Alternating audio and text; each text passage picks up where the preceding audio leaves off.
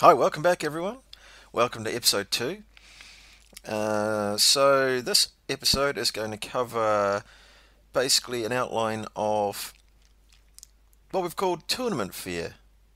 How to tackle your preparation and the thoughts behind going to a tournament, be it your first tournament or any tournament, well prepared, ready to go, with everything you need, ready to hit the ground running. And have a cracking time because you've been well prepared for it. So sit back and relax and enjoy, and welcome back. Thanks for coming back for a second go, and we look forward to getting your feedback.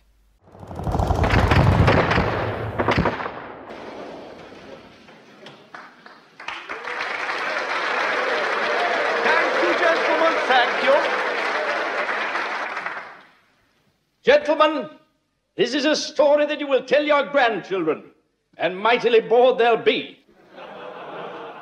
The plan is called Operation Market Garden. Market is the airborne element, and Garden the ground forces. That's us.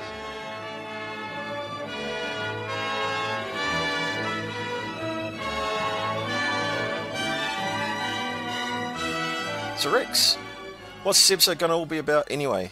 Can you give us a bit of an intro about where we're at and where the blog and the podcast is at so far? Yeah, sure. Thanks, Dan.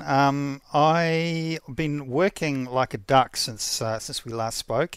Not much has been happening, but I've been pedaling under the surface for sure. So we have the first episode up now, and a few people have listened to that and got some good feedback. So that's great. No hate mail yet, so that's always a bonus. It's real because we have a name. What's it called? Valhallagames. The Valhallagames podcast. I like it. And what is Valhalla for those uninitiated?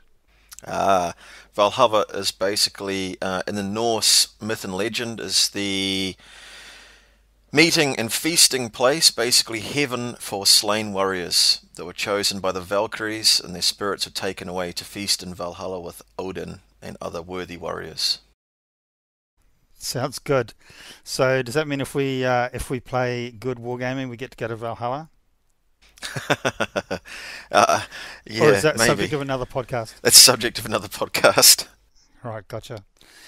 So we've got the domain name valhallagames.net, and that's up now as a web page. So you can go there, and so it's pretty raw and basic at the moment. So all it has really is just our blog there and a few test blog pages. Maybe by the time you listen to this, there's going to be a lot more there. So that's valhallagames.net, VALHALLA games.net. And as well as that, we'll be having some email addresses coming from that domain as well shortly. Just got to get some logistical things organised for that. But we have the blog on the website, and anything we put up, you can comment to. You can subscribe to the blog, and of course, you can subscribe to the podcast. Now, the exciting news is I've listed on the Apple iTunes podcast thing. And as well as that, about 5 or 6 others. So some of those are live now. The iTunes one's live now. Some of the others will come live in the next 24 hours or so. So by the time you listen to this, and then there's a couple more that I'll work on over the next couple of weeks. And then, so rather than having that link, that dodgy long link that people are struggling with, you'll be able to access us hopefully by searching in your podcast app, finding us in there, and then adding us the easy way. Does that sound better for you? Yeah, that sounds great. And hey, on behalf of anyone who's enjoyed this, poor buggers, and myself, hey, thanks very much for getting behind the scenes and making all that possible, Rex, and for your continued work. I know it's not going to be quite the finished article right from the very off, and thank you for everybody for bearing with us while it happens. But thank you, Rex, for making it happen. Much appreciated. Great stuff. All right, and so I know our last podcast was somewhat of an epic thing. First time for us doing any podcasting. First time for the podcast. It was aptly named Brothers in Arms because, after all, we are brothers and we do have arm ease. So the only thing is at 2 hours and 36 minutes, it was a bit of a listen. Haven't had any complaints yet, but yeah, we're probably going to try and keep it till X minutes. Whatever's X going to be. Yeah. So I think we do need to trim it down. I'm not sure what's going to form a logical kind of a normal length, but yeah, we'll trim it down a little bit, and more content will form more podcasts. We don't have a particular timing in mind for the podcast. We're not doing it monthly or weekly or daily particularly, so we'll just get to it when we've got something to say, or probably more accurately when we actually have time to get together and we can synchronize our time zones and get something recorded for you. Yeah, great stuff. Well said. And I think, just enjoy that the first episode as a feature-length pilot episode. I like it. I like your slant on that. That's good. A weighty tomb would probably be the negative way of looking at that. Yeah. So after that, I guess, was there any further thoughts that you wanted to add for anything we spoke about there? Anything that you felt we omitted? I have one, but if you want to start off, maybe with anything you've thought. Yeah, one thing was we talked about getting started, and an obvious choice to get started was apparently the British Airborne, because they are apparently really great. Is that fair? Oh yeah. British Airborne, definitely good. So good. Not just in wargaming as well. No, they're the best. And I thought it was around about $130 Australian, but I went and had a look on the warandpeacegames.com.au website, which is the Australian importer and distributor of Warlord products, and also they have a retail website side as well, and it is $112.50 plus shipping for a 1,000 point army. Wow, that's great. Or if you were still playing Games Workshop, you could buy 5 guys. 5 guys, yeah.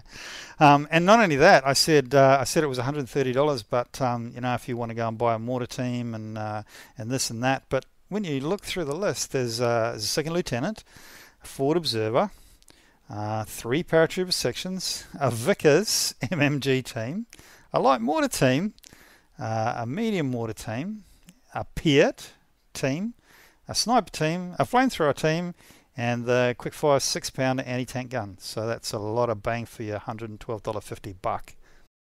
Yeah, and I've played that against. Did you think there was a lot of bang for my buck? That was a lot of bang. That was definitely nice. That's definitely nice. So yeah, the other thing I think we sort of talked about is that you may need some rules if you're planning to play bolt action. Slight omission there. But so not only, you can borrow them off a mate or just go into the club. I'm sure they'll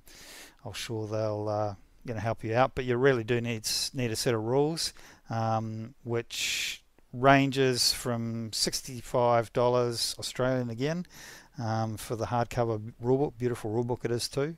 Or if you're really on a budget, $32 for the ebook. That might be US dollars. I'm not sure. And that way you can get it. You can also get it on Kindle as well, I think. And they both have their benefits. But $32 is the minimum price there for the rulebook. And then you really need your army list book as well. But you don't necessarily need that till later, till you get into the game. Would that be a fair comment? Yeah, that's fair. That's fair. And actually, Bolt Action Easy Army, the list generator, which we'll talk about later, can actually help you select that as well. But yeah, sure. And so the rulebook itself has the 4 main combatants in World War II included in their basic lists. They have US, Russians, I believe, Germans, and Commonwealth forces. So that's enough for you to make a list and play a game. So all you really need is the core rulebook and a starter army set, or or a box set, even if you wanted to go that way. But then, as we are wargamers, we'll probably find the need to go out and purchase more as time progresses. Yeah, quite right. And hey, everyone at home, don't forget, buy people who are supporting your hobby, either in developing the games from the manufacturer themselves or locally supporting your wargaming, sponsoring prizes, stuff like that, and maybe give you a place to play locally as well. So think of all that when you purchase instead of a unknown place that's going to give you something for $1 less. Sure, yeah, that's a good comment. So hey, what have you got currently going on? What are you working on project-wise? Well, I am working on my tropical Fallschirmjäger based in Sicily, as we spoke about last time. And another thing that came out of that last podcast as well is I had one thought about that too. There's an incoming Kickstarter starting next month in August. It's August 18 as we record now. I believe that Here 46, an independent manufacturer who has made many great products, is starting their German Fallschirmjäger in Italy Kickstarter. So look forward to that. Keep an eye out for it. I obviously can't commit to that's when it's going to go off, but I have been following the Facebook page, and that's due to go off then. And I'm really looking forward to it because my German Fallschirmjäger are coming along great guns. So I've been working on some vehicles. I'm getting some cam on some vehicles and some detailing. And getting them on the table really, and I played my first game with the vehicles on a nice deserty, I guess, Tunisian sort of terrain last week. So that's what I've been working on. And pretty nice it was too when I saw the photos. Very nice job. Yeah, thanks very much. Thanks very much. I'm really enjoying it. I guess I'm just at the stage of sort of doing, getting at 75% there, and then going back and detailing afterwards. So just enough to keep my opponent feeling like I've satisfied his game. Thinking of my opponent, getting a nice painted army, and then I'll go back and finish details later. Sure. Good stuff. How about you? What are you on? Well, I've been painting faces still. So I've painted, I've got another 20 Fallschirmjäger that I've just started up. So I base coated them, painted the faces. Guess what? I couldn't do them the quick and easy way. I had to do them the good way. So you know what that means, don't you? You're looking at online tutorials until your eyes bled? Yep. And then once I've got it right, then I've got to go back and paint all the faces on all the other Fallschirmjäger to match. Sorry, so this is your existing guys who you are, all intents and purposes, finished. You've gone back again. Well, I bought more, obviously, because that's what you do. That's what you do, say no more. Yep. And the more that I bought, I'm now painting their faces in my improved methodology, which means that obviously I'm now going to need to go back and paint the other Fallschirmjäger that were, in inverted commas, finished. And I know last time we spoke on episode 1, I said no, I'm going to stick with my face painting regime for the entire army, and then new army will be a new face painting regime. But no, you couldn't do it. Just no. So there you go. Hey, that's good news. It means you're actually really satisfied with your results. Yeah. So that's good. But I'm building a few tanks as well. Well, when I say building, I haven't actually opened the boxes yet. But I bought 4 tanks at a bit of a going out of business sale for a good price. So I bought one for every army on the planet. I bought a German tank, a British Cromwell, an M4 Sherman, and a T-34. So I think you're lying there, Rex, because I think you bought an assault gun for Germans. Yeah, I bought that too. That was a while ago. Yeah, that one's been in hiding. Didn't you buy a Stug/Stu? Oh yeah, I bought that. Yeah. Yep. Nice. Yep. I'm just joking with you. And you got good purchases actually, because there's some real cool lines as well. Like they were, hey, any day you can pick up the most common armored fighting vehicle of the Germans in World War II for the price you got it at. Well, happy days. Yeah, that's good. I did feel a bit bad about the guys. He's clearly going out of bolt action stuff. But that brings on another interesting point, which for another episode. But stocking product versus being a gaming store, there really is a difference.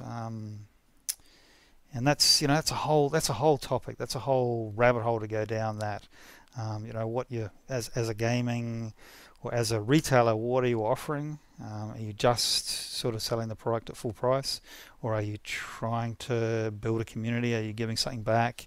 And I guess that costs the reseller as well. The guy in the corner store, he doesn't want to be staying there till 11 o'clock every night, so guys can come and game for free, just so they'll buy this product. So that's a complex question for another podcast. Yeah, I agree, and it's actually one I'd really like to get into, because I have owned and successfully run a shop at a couple of various stages for lots of things, and I'd really like to talk about it too from a lot of different perspectives. So definitely one on our list, eh? Sounds good. The other thing I've been doing is I've been working on a 1,250 point list. Oh, more about that later. Nice. And I'm quite happy, because I've had 3 games, I think, since the last time we recorded. About 3 weeks. Wow, we're prolific. 2 podcasts in 3 weeks. I've had 3 games, 3 up and 3 down. I've won, so I'm quite happy with that. And they've all been with my Fallschirmjäger army as well, in various incarnations. So that was very interesting.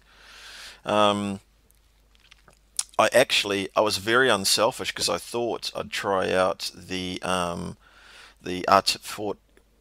forward air observer rule. So being really unselfish, my opponent hadn't tried it out either. So what I did is I brought the plane along with the forward air observer, and then he used it. It was great. So how did that work out for you then? Well, of course, I rolled a 1. And and went to use it myself, but then he used it. I like that pause there, Rex. It was like, what? Yeah, so the game was very interesting. I think I rolled 1s all the way until I handed my plane over to his use to strafe me. And then, because I was armed quite luckily with a Flak 88 in its first game, I naturally, because he's a veteran, I rolled 6s. So the rest of the game, and I rolled a 6 as well for my green squad. I rolled a 1 for my green squad, and then I rolled 6 for the number of pins that was on it. So it was a topsy-turvy game.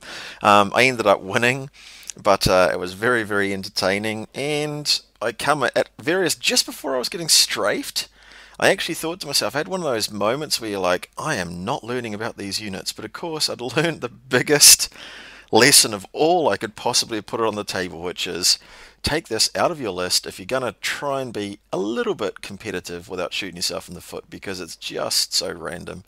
So it taught me a pretty good lesson there. Yeah, that's interesting. There's been a lot of chatter about that. I've never played it. I don't have any models for planes yet, but I will be getting some. I've also been looking at the I don't know what the word for it is, the sample or the add-on warplanes rules on the Bolt Action on the Warlord Games website. Yeah, and you like the look of that too, didn't you? Yeah, I like the look of that. I like the look of the warplanes coming out and being able to counter each other, which apparently those rules were the original rules that were going to go into one of the versions of Bolt Action, but in the end they, for whatever reason, they held them back.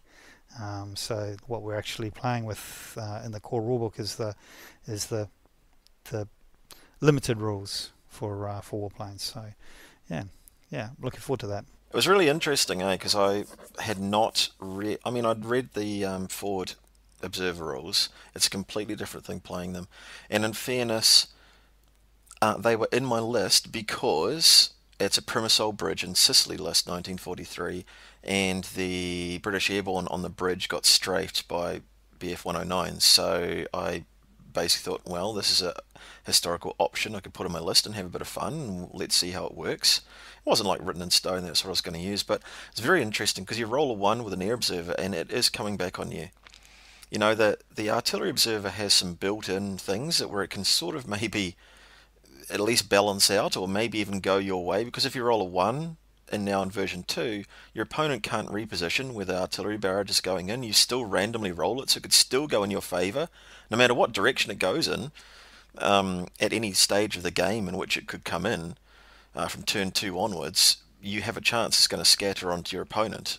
And you know, so it's actually, it's still, you almost get another chance of randomization, another chance it's not going to hurt you. It might not really do anything for you, but it might not necessarily hurt you, whereas you roll a 1 on the airplane, it's hurting you. It's bad. It's bad. You're in a flat spin heading out to sea. Okay. I as I said, I haven't played it at all. I haven't really read it. I've just skipped over it. But I did hear somebody saying on a podcast or something that if you're going to take an air observer, don't take any vehicles. Yeah, because obviously all the pintle mounts and everything are all AA. Yeah, so I had a list with 88, and I also had a Recce Kubelwagen as well. So you know, it's just more considerations that I sort of had to play it to get it in my head about why the reasons not to play it were. So I think it's fun. It's something I'd like to do again, but I think, you know, it's just a bit random to take to a tournament, because as well as you know, you can really spoil your own day there. Really, I think. Or should I say an event? Let's say an event. You can spoil your own day or whatever the case was, but I sort of needed to see it firsthand. It's one of those things. Yep, sounds good. All right, I'll have to give that a try. So how about you? Have you got any games in? So I had a bit of a practice game, bit of a solo game, just to practice out a couple of things. Didn't really get very far with that before my opponent got bored. But I did have a game on, but unfortunately due to some logistical, organisational, not sure what, at the game store, when I arrived there after a couple of emails letting him know what was going to happen, there wasn't a table free. They were all filled up by Star Wars guys, and you know. Oh, that's a bummer. All those Warhammer 40k players, but yeah, it was still good to go, because I got to meet a couple of guys that I'd never met before, watched their game, interjected a few times, hopefully didn't upset them too much, but yeah, it was definitely interesting, and definitely interesting to just be dedicated watching someone else play.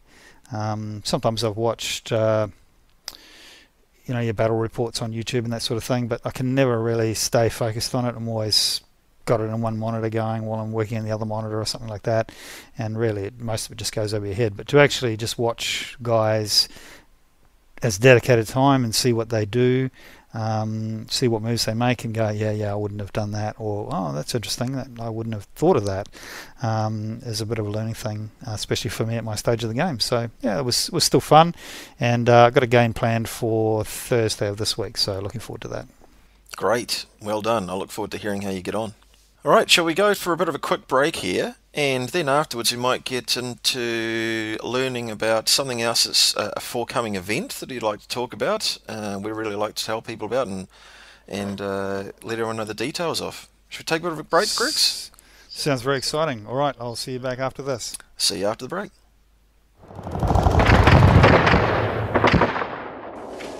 I need drop zones as close as possible to the bridge. Now, clearly this area is no use at all. Can't have my chaps landing on the top of chimneys, but... Now, this looks inviting here. What's the terrain like? Sorry, sir. All our reports indicate that this terrain here is too soft for glider landings. You see, the nose digs in first on touchdown, the whole thing goes arse over tip, total write-off. All right. What about that? No, afraid not, sir. You see, after the drop, when we bank for our return, we run into a whole lot of flack and rubbish in this very airfield up here at Deal. Presumably you're intending to let us land somewhere.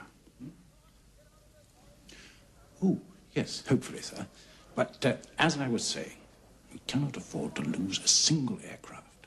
That is the problem. My problem is I don't just need drop zones. I need drop zones I can hold and defend. The rest of my division arrives with a second drop, and General Sosabowski's Police Brigade with the third. I understand, sir. But we really think we found the right place. It's large enough for your needs. It's flat and firm, and also easily defended. Well, where the hell is it? Well, it's not actually on this photograph, but it should be. Excuse me, sir. It would be about here, I think. Well, that could be 10 miles from the bridge. No, just under 8, actually, sir. If you'd like to have a look at this.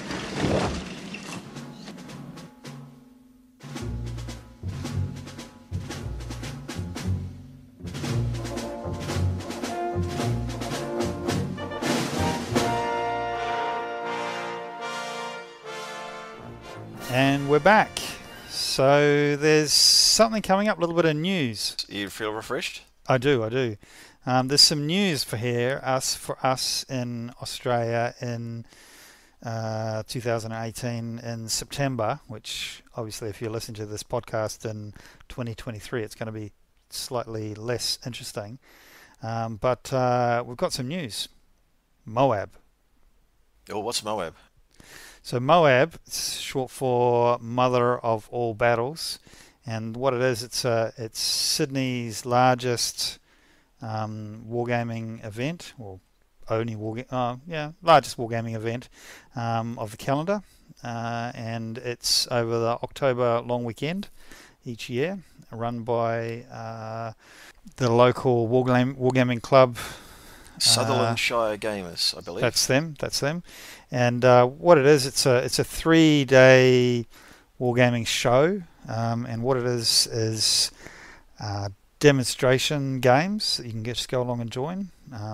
A bring and buy, so you can go along and get some bargains. People that bought stuff and decided they didn't want it after all, and I can tell you I've got some bargains there before.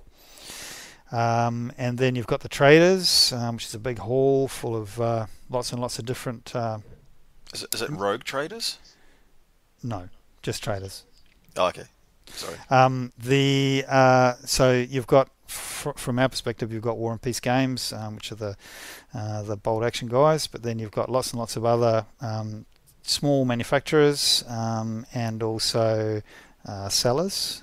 So if you want to go and pick up some Reaper models or some resin cast barricades or some Knights of Dice, yeah, for all that sort of stuff that they sell, dice trays and movement trays, really nice bags, but even guys that you can just stock up on, like foam supplies. A couple of years there's been a foam supply guy there that does foam and glues and special coatings and all that sort of thing. So it's my once a year chance to go along, spend cash, avoid the postage costs, which sometimes cost more than the product. Go down there and just shop up. And I take my young son, I have done for the last 3 years, and we had a great day. And you've never been before, have you? No, I haven't. Being a Kiwi, I've never been, but I am looking forward to this year, and I'm coming over. That's fantastic. Looking forward to seeing So you. you take me as well. I need you to look after me. You need to hold my hand. I will. But there's something else happening too, isn't there? There's bold action being played, and 2 blokes that are playing in that game. Yeah, so me and you are repping Valhallagames. We're going to be there, and with Daniel helping us too. That's your son, Daniel, my nephew. So he's going to help us roll the dice and make some decisions and stuff too. So we're going to get him involved. So there'll be 3 of us representing Valhallagames, won't there? That's great. So yes, my first tournament. That'll be very exciting. So 29th September to 1st of October, a 2-day bold action event, Saturday and Sunday, and then another 1-day bold action event on the Monday. So the one that we're going to be going in is the Saturday-Sunday game, 5 games in total, 1,250 points per game from generic or theatre books, 18-point dice limit, and I'm really looking forward to, and a little bit, I have tournament fear as well. You've got tournament fear. Well, maybe because we said this is what this podcast is going to be about. So why don't we talk about it in a minute? And we'll go into it in a bit more detail so we can, because knowledge dispels fear, doesn't it? That's true. That's true. But yeah, I'm really looking forward to it. It's a good opportunity to get to know some guys in the bolt action scene down there. Good opportunity to get away, staying overnight in Sydney, get away from family, and just have a great weekend away. You know what they say for those of us who have a partner or wife, they say if you go away and play bolt action all weekend, it makes you a better husband when you get home. Yeah, I heard that. So I'm looking forward to that. Yeah. Just on this, so again, a few of the restrictions. So some interesting things pulling it out of that. So yeah, 1250 generic or theatre lists, so no combination. Can't take a platoon from a theatre mixed with a generic. That's interesting. Tiger Fear as well. They've called it so Panther and greater points value tanks in the German army lists, or that are entitled to have Tiger Fear. So no Panzer IV. That's interesting. One forward observer allowed in an army list, and one flamethrower allowed. Doesn't say vehicle or manpack, it just says one flamethrower. So again, that's an interesting point. And the 18 order dice limit is also quite interesting as well. So 18 is quite a lot, has to be said, although not as much in a 1250 point game as it could seem. However, that's their call and they've done that. So one thing I really appreciate is that it really seems quite crystal clear, and they've also sort of said, hey, get in contact with us if you want to do something different. So I guess you can't ask for any better guidelines, but also with the door left open to just communicate with the TO, really. Yeah, it sounds really great. I mean, we've got the players pack here, which is available on motherofallbattles.org, and again, it's a bit time specific. If you're listening to this in a year's time, you'll probably get the 2019 army list instead, which could be different. But yeah, it's really well written out, very clear, lots of detail. You can see they've given attention to things, things that slow the game down, things that are overly complicated, things that can be unbalanced, things that make people angry and want to throttle each other. So it's really good, really well put together. So well done to the guys. I think so. I love the way that the first thing of what you need to bring, the very first bullet point was bring a good attitude. I was also interested by the fact they said they prefer to have painted armies, but they don't want to discourage young players, or not necessarily young players, sorry, new players. So they've said, we prefer it, but they haven't actually said you must. So that was quite nice too. And they've set it out. They've sort of said, they've really set out their stall there, I think, and I really appreciated it. I think it's nice, and I want to thank the guys at Southern Shire Gamers that were running the website and the Facebook page, Brian, Kim, and the rest of the team, because obviously. And Rex, you thought you might be over here in New Zealand, so it could have been two of us travelling from New Zealand. There's actually only me in the end travelling from New Zealand, but I really want to thank them because no one wants to spend that money on a plane ticket without sort of being able to confirm that they could get a ticket. So I asked them, hey, if I'm travelling internationally, can you put a ticket aside for me and my brother? And they said yes, absolutely, and I really appreciate that, guys. Thanks for that. Yeah, it looks like it's really well organised. Did you see the tournament prizes?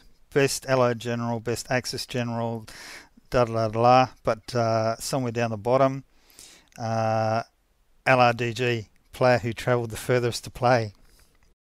Yeah, well, they've had people travel from Sweden, I think, before, and the UK. So hey, I'm willing to bet. And in actual fact, I'm not being funny, but I'm pretty sure if someone travels from Western Australia, they could actually travel more than me from New Zealand. But hey, Yeah, I was gonna mention that just to dash your hopes there. That Australia's a pretty big country. Yeah, I'm pretty sure that is the case.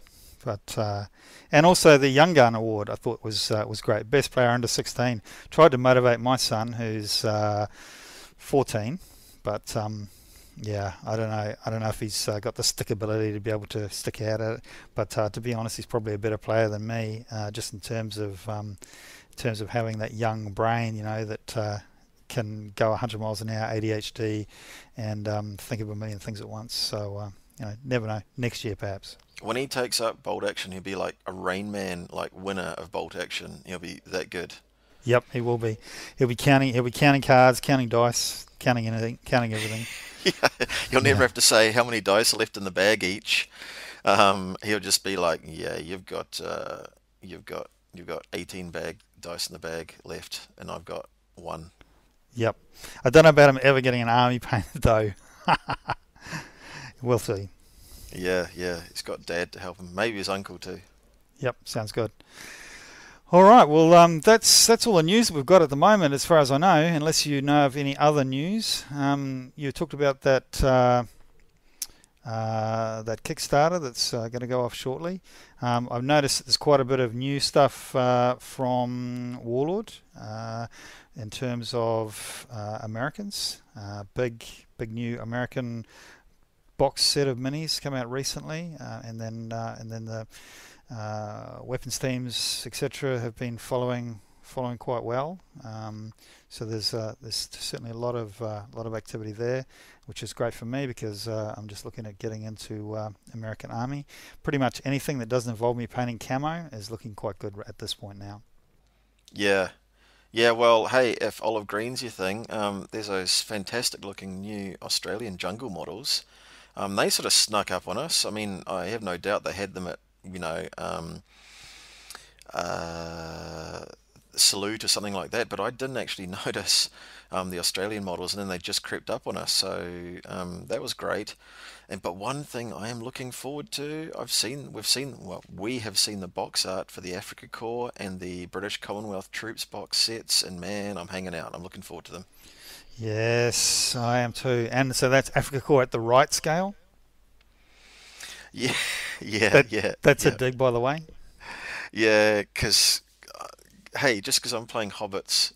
No, I actually, I think all sizes around that scale are pretty relative, but are valid, but I'm enjoying the Perry size, actually, so yeah, it's interesting. Yeah, that's good. It's you know what I said last episode about my Fallschirmjäger, because I've got 2 boxes of Warlord plastic Fallschirmjäger. Just statistically, that's the correct size for Fallschirmjäger. So yeah, it's just whatever you've got the most of is really what it comes down to, isn't it? Yeah. So that's nice. I don't know when they're getting released, but presumably they're going to be in conjunction with the new Western Desert book. Western Desert, is it called? Yes, I think that's September. Did I see 20th September or something like that for a release date? Yeah, it's pretty exciting, and I'll be looking for a new army by then. Yeah, and as you know, Rex, but obviously other people will know because I haven't mentioned it, but I've been to El Alamein. I was actually at the 50th anniversary. I was part of New Zealand Army Honour Guard. I travelled over there with the Australian Army Honour Guard as well, and we took the veterans with us, the New Zealand veterans, on RNZAF planes. So I've got a big thing for the Western Desert there. Our grandfather served there, and yeah, I'm really looking forward to that coming out. So it'll be great. Yeah, that's good. And I've got a bit of a reading list for Western Desert. I've got a couple of ebooks there that I put aside that I'm looking forward to reading, filling in some of the blank spots, which is pretty much everything. As far as I know, guys rolled into the tank and into the desert in tanks, and then the Germans left. That's about my knowledge of it so far. So I'm looking forward to getting into that.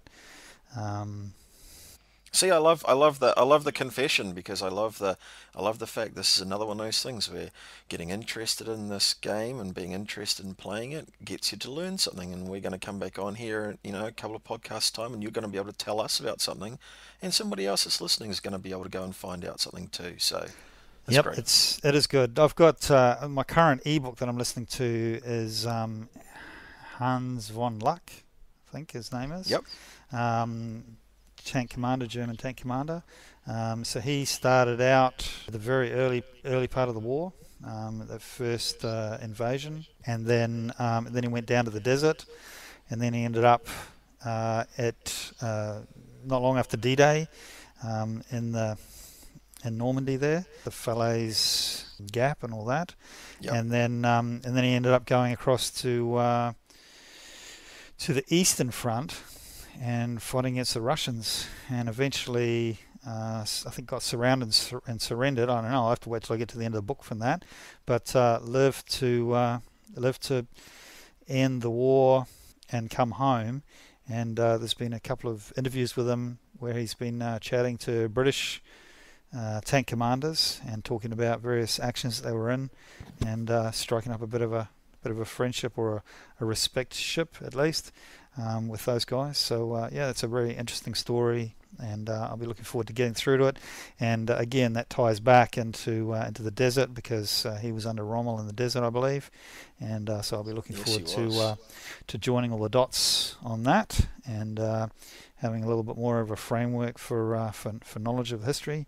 And yeah, that's as you say, it's a great thing when you get to learn one thing, which then leads on to another, which then leads on to another, which then leads on to a real full understanding of what went on. Yeah, good. Oh, it sounds really fascinating. I might have to get that off you and have a read myself. All right, well, that's all the news, I think. That's all the news. It's good. Yeah, why don't we have a break then, and then come back with our main topic, tackling tournament fear. I'll be looking forward to that, because my experience is zero, and I believe you've been to a couple, so I'll be looking forward to your good advice. All right. Well, enjoy the break, and we'll see you afterwards. Hey,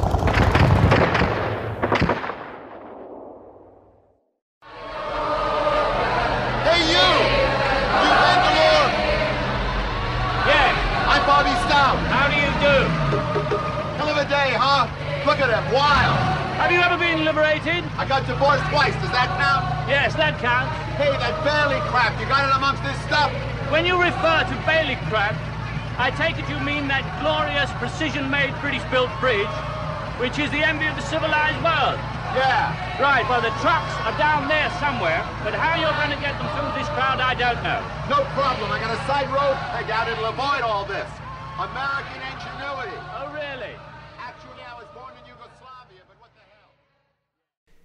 So, tournament fear, Dan. I've got a tournament coming up, and so do you. MOAB 2018. Looking forward to it, because it'll be an opportunity to play lots of bolt action. But I've never played in a wargaming tournament before. I've never really played that much bolt action before. And my biggest fear is that I'm going to arrive down there and I'm going to make myself look like a bit of an idiot. And my biggest fear of all is that the guy that I'm playing might not have a great game. But, you know, it might be nice to win a couple of games too. So you may have gone to a couple of tournaments yourself. What can you tell me? Yeah, so I have. I've actually run a few, attended a few, and planned for some that I sort of took part in then, but other people ran. So that was quite interesting. And hey, I do not have the corner on every bit of knowledge in the world, but what I do have is I just want to talk about this because it was perfect coinciding, really. It's almost like a tale of our progress, and I just wanted to tie it into seeing if we can help somebody else in the community.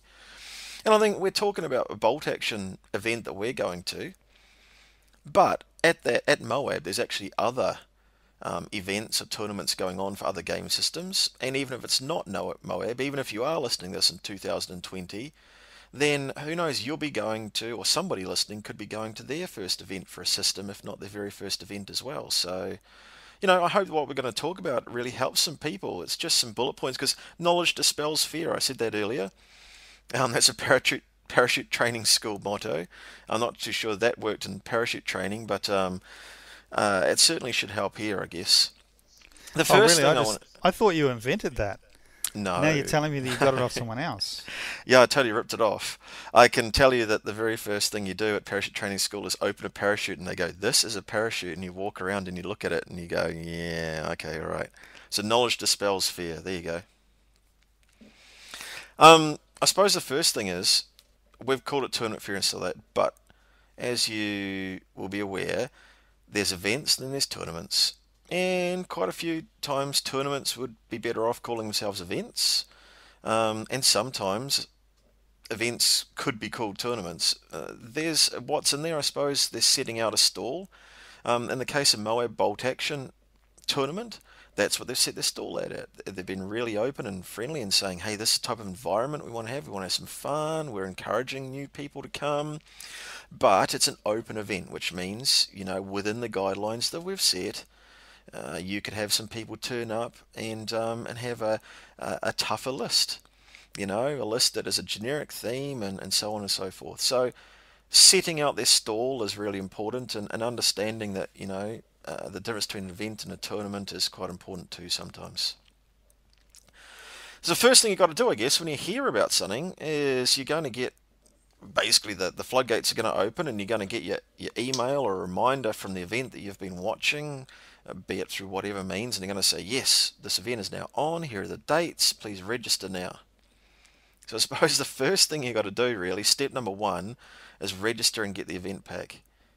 So first thing you've got to do, trust me, I've been there, is make a timely decision, okay? In other words, deconflict with your life. So it's probably best to say a timely and accurate decision on whether you can actually go and attend without it causing a rift in whatever private life you've got to have. Wargamers, we can be bad at this, so become better at it. Yeah, sure. And so there's only a limited amount of spaces at these things too, so just physically space, I imagine. So with MOAB, there's not really a lot of space down there, and what they do is they split off into multiple little rooms and halls and meeting halls and that sort of thing, and then they leave the main big area for the stands and cellars. But I guess if you don't get in quick, there's only going to be, I don't know, what would there be, 20, 30, 40 people in a tournament, and if you don't get in quick, you're going to miss out. Yeah, quite right. I mean, hey, look, we've all got fire, health and safety restrictions, and rightfully so for these premises. And, when you have to negotiate getting around a 6x4 foot table, or maybe an 8 foot by 4 foot table to get out, there's only a limited number of places. And I think a lot of places sort of have an estimate of how many tickets they need in these multi-event tournaments. And then what they do is they can sometimes, if one's oversubscribed, the other one's undersubscribed, they can sort of shuffle things around a bit. This may not be what's going on here, but yeah. But it certainly looks as if they've got a number in mind, so that's great. So yeah, you're right. Make an accurate decision based on whether you can go, and make a timely decision based on the fact, hey, you need to get some tickets, man. Tick, we've got our tickets. Check. Nice. We're going. Second one. Talking about the event pack now. Read it and digest the rules on the Army selection criteria, etc. So rules being, I guess, the outline of what the expectations are. The tournament or event organisers setting out their stall quite clearly, which any good and experienced one would do, and MOAB this year certainly has done. And your Army selection criteria, etc. So we've been through it already, so we've understood that. Make sure you get the words in your head. If it says either, the words or, the words must, all these sorts of things, the words may, insert those into where they're necessary, because it's going to mean that you can and can't do this, that and the other, and the other people may also in some cases choose to do this, that and the other, and you align your expectations. And also, I've noticed, just from reading these ones, again, I've not been to a tournament, so I don't know if these are particularly good, but I can really get a feel for the flavour of the event. I can get a feel for the fact that they said, as we mentioned earlier, that you don't need a painted army. So that tells me immediately that it's a game. We're playing a game. We're not, it's not necessarily you're going to get thrown out the door if you do this or don't do that. The guy said bring a good attitude, which means if somebody doesn't really know a rule, or they don't understand, or they're playing something different to what you do, well, you talk to the TO, you sort it out, you come to an agreement, and you get on with playing. So and also I can see that they've tried to keep the army lists without going to too many extremes by having 27 order dice or a tank platoon up against a up against infantry, or a bunch of warplanes where nobody else in the tournament's got warplanes. So that gives us the opportunity to really scope out, I guess, what you're talking about in terms of the underlying vibe of the thing. So I really like that. I guess you don't get that all the time, but that certainly put me at rest, thinking, wow, it's a game. We're all there to have fun, and I'm really looking forward to that. Yeah, for sure. And the things, I get what you're saying, because the things, high order dice, warplanes, whatever the case may be, that's all fine. Again, so long as another event has it in there that you can do that, or clearly has omitted it from the can't do's list, so that again the stall is clearly set out. So yeah, I'm hearing what you're saying. It seems a really good pact. I'm really enjoyed cracking it open and getting to it and thinking, wow, well done guys. Really appreciated it. We'll come on to more about, I guess, army selection and stuff like that in a minute. The next one is what I've already spoke about, is an event or a tournament.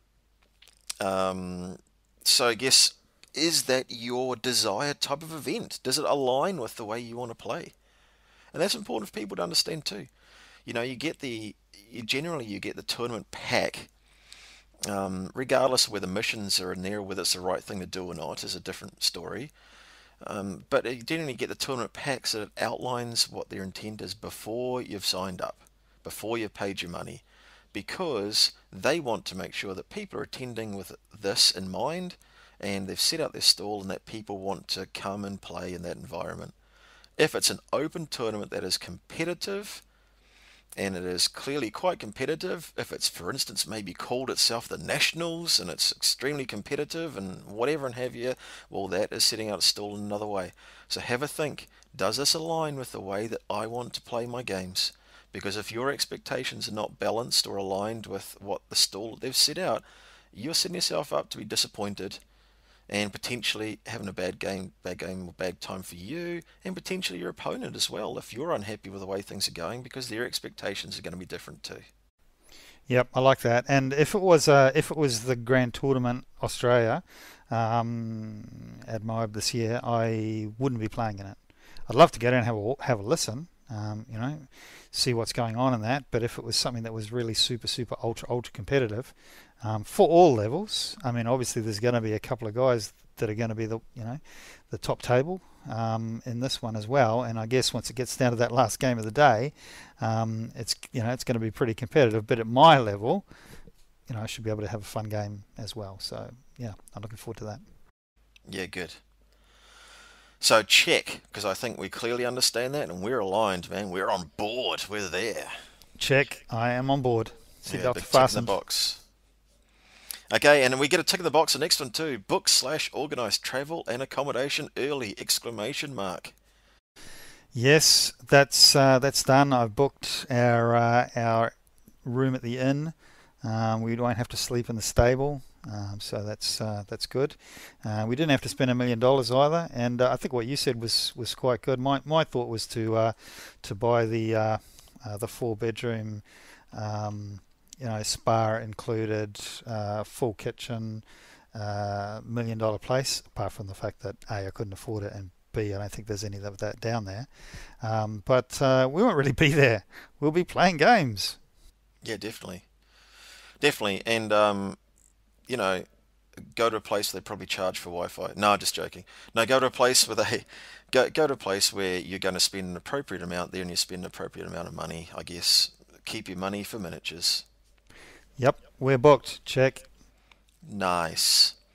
Okay, moving on then. Step 2. Now, decide on your army.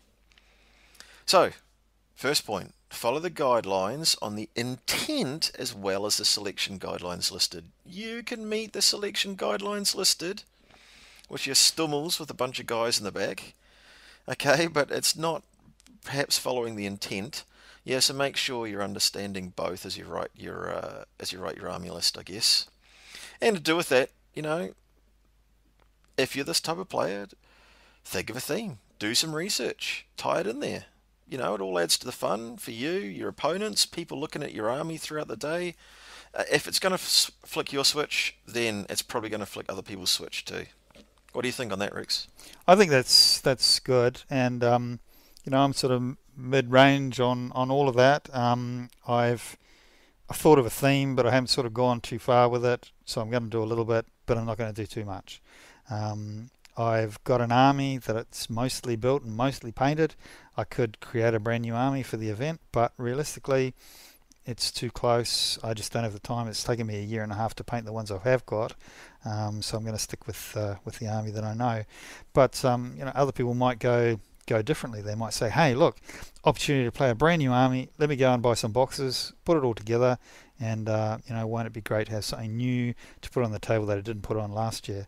So everybody's going to get their little bit out of it. It's going to be different for each person.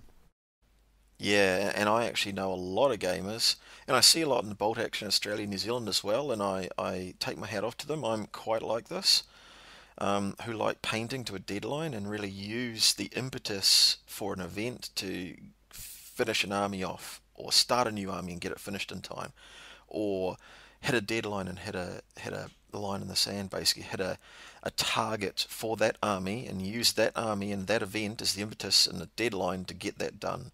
So I really take my hat off to people who do that. I'm quite like that as well, and fair play to anyone who does that. It's great. Yep, that's how I built my house, because I couldn't get motivated to do it in normal time, so we had to put these artificial lines in the sand. Okay, for my birthday, we're going to have this room done. Nice. And it's the only way I could get motivated to actually finish the job. Yeah. And relating it back to the army, like that's, and in your house too, obviously, if you're passionate about something, that's going to help you get across the line. Because if you haven't chosen an army that flicks your switch, that you're not passionate about, that you, and maybe, it's signs if you're not interested in looking at the theme and not interested in researching and still, maybe it's a danger sign. So have a look at yourself a little bit closer. Is your choice right? But if you've made those right choices, then that's going to be a little bit more satisfying to you and a little bit more impetus to keep going. It's less so that it will make you paint faster, but I can tell you now, if you are painting an army that you're not interested in, you will paint slower. Sure. That's the way it is. Interestingly too, I see, and we may come on to this in more detail later, but there's a deadline for list submission. So that is, that's a line in the sand where you really got to have a decision made. It's pretty late, but the quicker you get your list done, the quicker you make sure you know what you're going to be getting. If you have to order stuff, some of those weird models you can't get them in Australia. They've got to come from Warlord. So that's adds an extra time to the critical path to getting it done. But as well as that, something I really liked about this about this tournament pack here was, if you're unsure, submit your list early, which is great.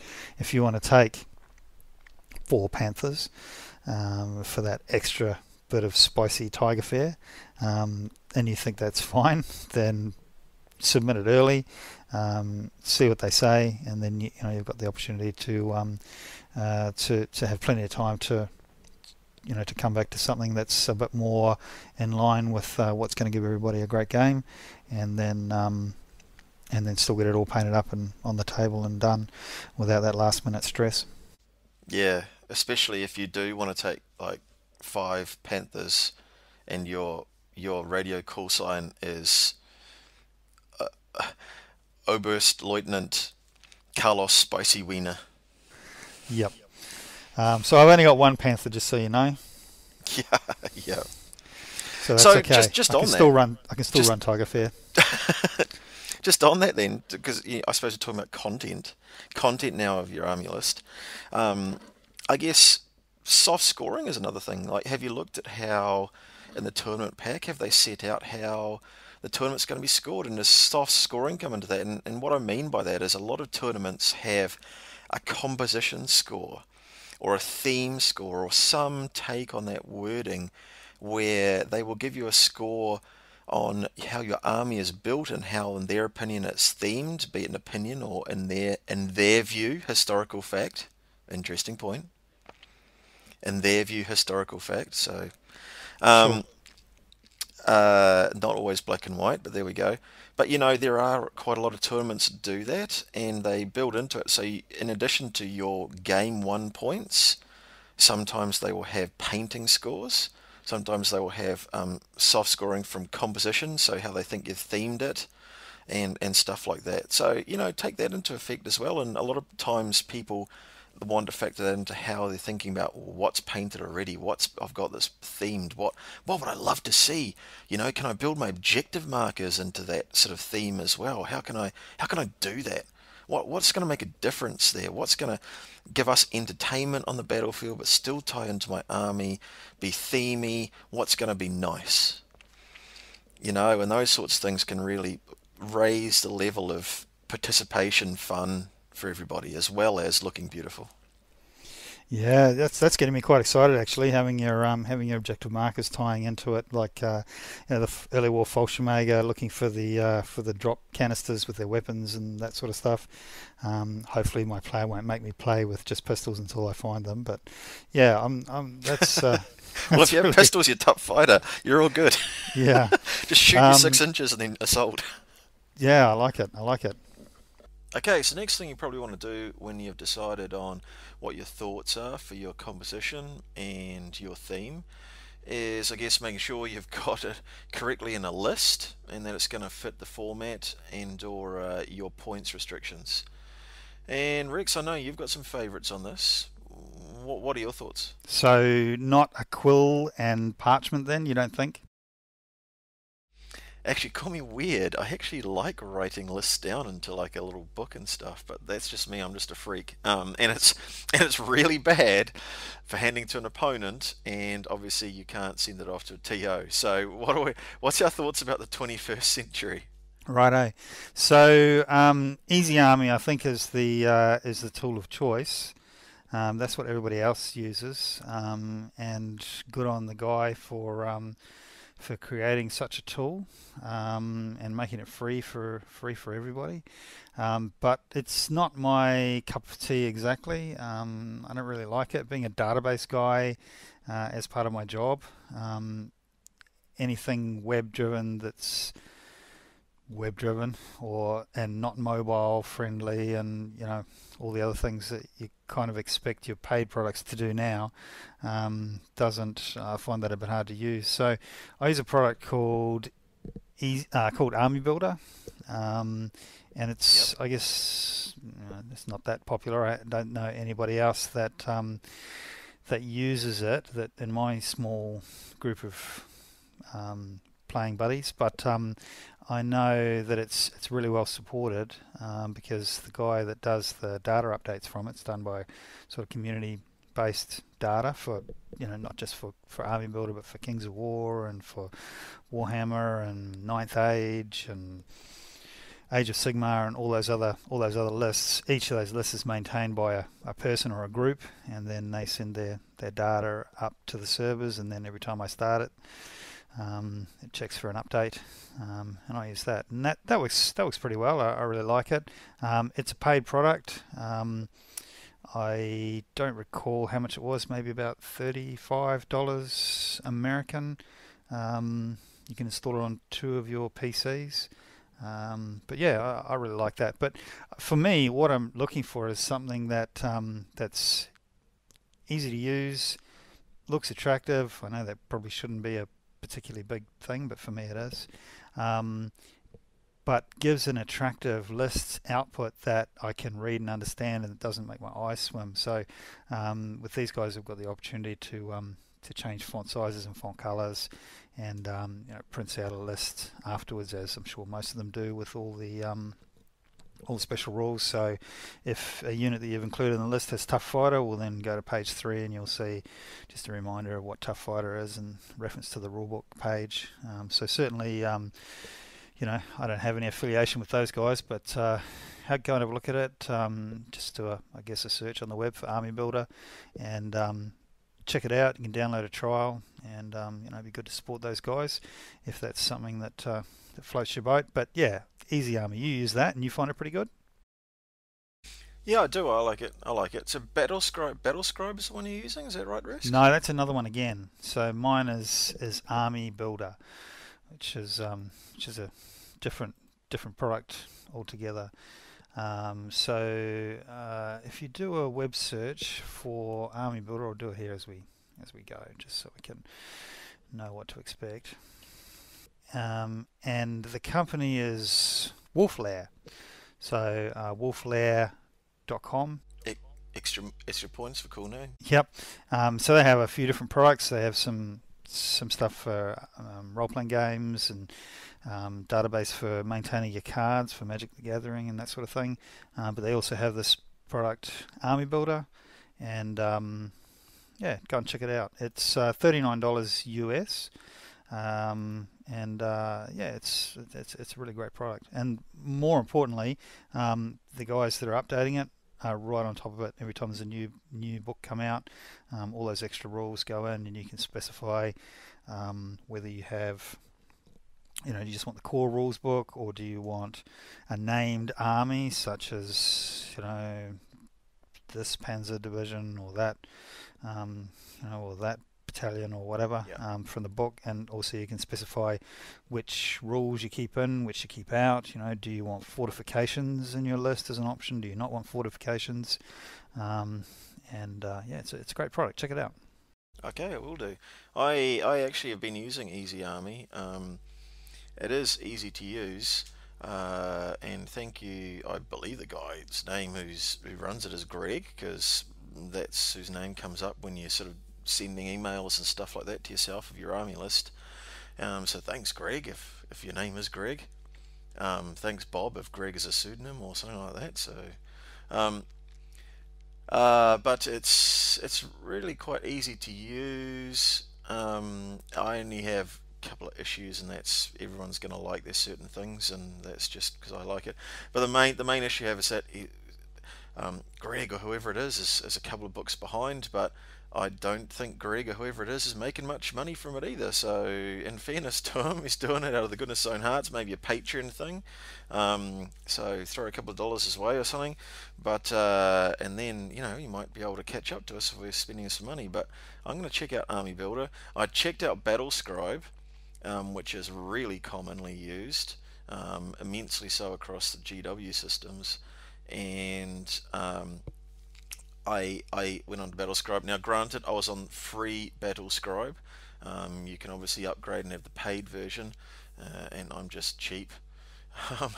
But I went on there and I just looked at it, and I was just like, oh my god, just the bolt action layout was just terrible at the time, and I don't think it was supported at all. And I believe they might have updated it now, but I just walked away from that and said, nah, cheers for that, see you later. Yeah, and I think it's really about the quality of the data is where it comes down to. So I play Kings of War as well, and I've been probably whining like a brat, to be honest, to the guy that does the Army Builder content for Kings of War, because it's 3 books out of date and still working on 2014 information. It's got to the point where it's pretty much unusable. And I got in touch with them and I said, look, is there any chance of updating it? Can we do a bit of a Kickstarter for you or something to fund the update or something like that, just to give you a boost along? But yeah, he's moved on to something else and just doesn't have the time, because I imagine it is pretty time consuming. So yeah, certainly the Easy Army is generally pretty good in terms of data, and Army Builder is awesome in terms of data. So yeah, check out those two for options. Will do. And my top recommendation for anybody using anything like that, as with fan-made template, well, as with anything actually, even if it's the company-produced ones, is check it for errors. For goodness sake, if you go on one of these apps or a program or something like that, and you're creating an army list, it's still your responsibility to check it to make sure that you've conformed to the the actual restrictions. You've read the book, you've read the restrictions of the army list, the theatre list, or whatever in that book that you're doing. You've read the points values and made sure you've paid the points for everything you should have, because they're all only as good as the information people put into them. You know, some guy called Greg's putting it in at 3 o'clock in the morning trying to catch up by a whole 2 books or something. You know, he's going to miss the SMG cost you have to pay. He's going to miss the whatever. And I can tell you that, you know, it's quite important things gets missed in these things sometimes. I know for a fact. I've used it in the past, so don't be that person. Check it. It's there. It's an aid for you, but check it. Yeah, I guess one more thing on that. That's a really good point. I was browsing the book last night while watching TV, and the army book that is. And you know, when you do it in a list, you kind of add this and you add that, and you come over, got 1,500. Oh, okay, well, you know, 1,250 points or whatever, and let's go back and remove a couple of guys, or we'll take out those extra SMGs that we put in for that squad. And I don't think maybe you have the whole picture. Sometimes it's good just to look through the army book and actually go, oh, that's interesting. I've got a 4-man squad there for X amount of points, whereas this 6-man squad's this points, and that's interesting. And they've got tough fighter, but these guys don't, and you can sort of, it adds to the interest to actually start working through, who's better than who, in terms of what you get and the way that the actual points are applied, rather than just the cold hard numbers. So yeah, it adds to the flavour. Yeah, good. Yep, flavour, exactly. It's awesome, man. And when you see it bullet pointed, though, in something like a list builder, sometimes you can catch yourself, because when you have a tome, a weighty tome, like, the German army book or something like that, and you're going through it, you actually miss sometimes, even just looking at the bullet pointed sort of theatre lists, you miss some of the things you can take. Like I was looking at the Defence of Italy book, and I was like, oh, green Fallschirmjäger. Oh, nice. It fitted with my theme perfectly for Primasol Bridge. And so I threw them in, but somehow I'd missed that on the theatre list. So consulting the two together is a great thing, isn't it? Yep, I like it. Great. All right, now I guess, so you've segued into the next point nicely, because you're talking about, I guess, costs and how much you can fit into your army list. And one of the next considerations from a bolt action point of view, and we've been talking about this for sort of all systems, and each system has its own limitations, but a unique thing about the bolt action system is that, for those who don't know, you have a dice, and each unit that you're going to play with has an order dice which represents what that unit does. You put that into the bag and you draw it out, and whatever dice comes out, that represents which player then gets to allocate that dice to one of his or her units to play, to use that turn instead of the you go I go method. And it's really been a revelation. It seems to be universally loved, and even those outside the system that may not want to play it seem to be pretty envious of it. So I think it's great.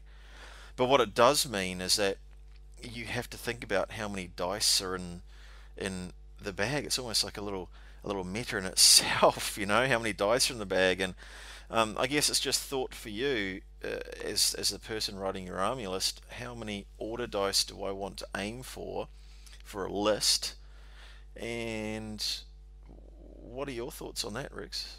Yeah, that's so for those who don't do bolt action and are used to more of a I go you go type thing, the way that the dice work, again, just to expand that out a little bit, is let's say you've got 5 dice and I've got 6 dice.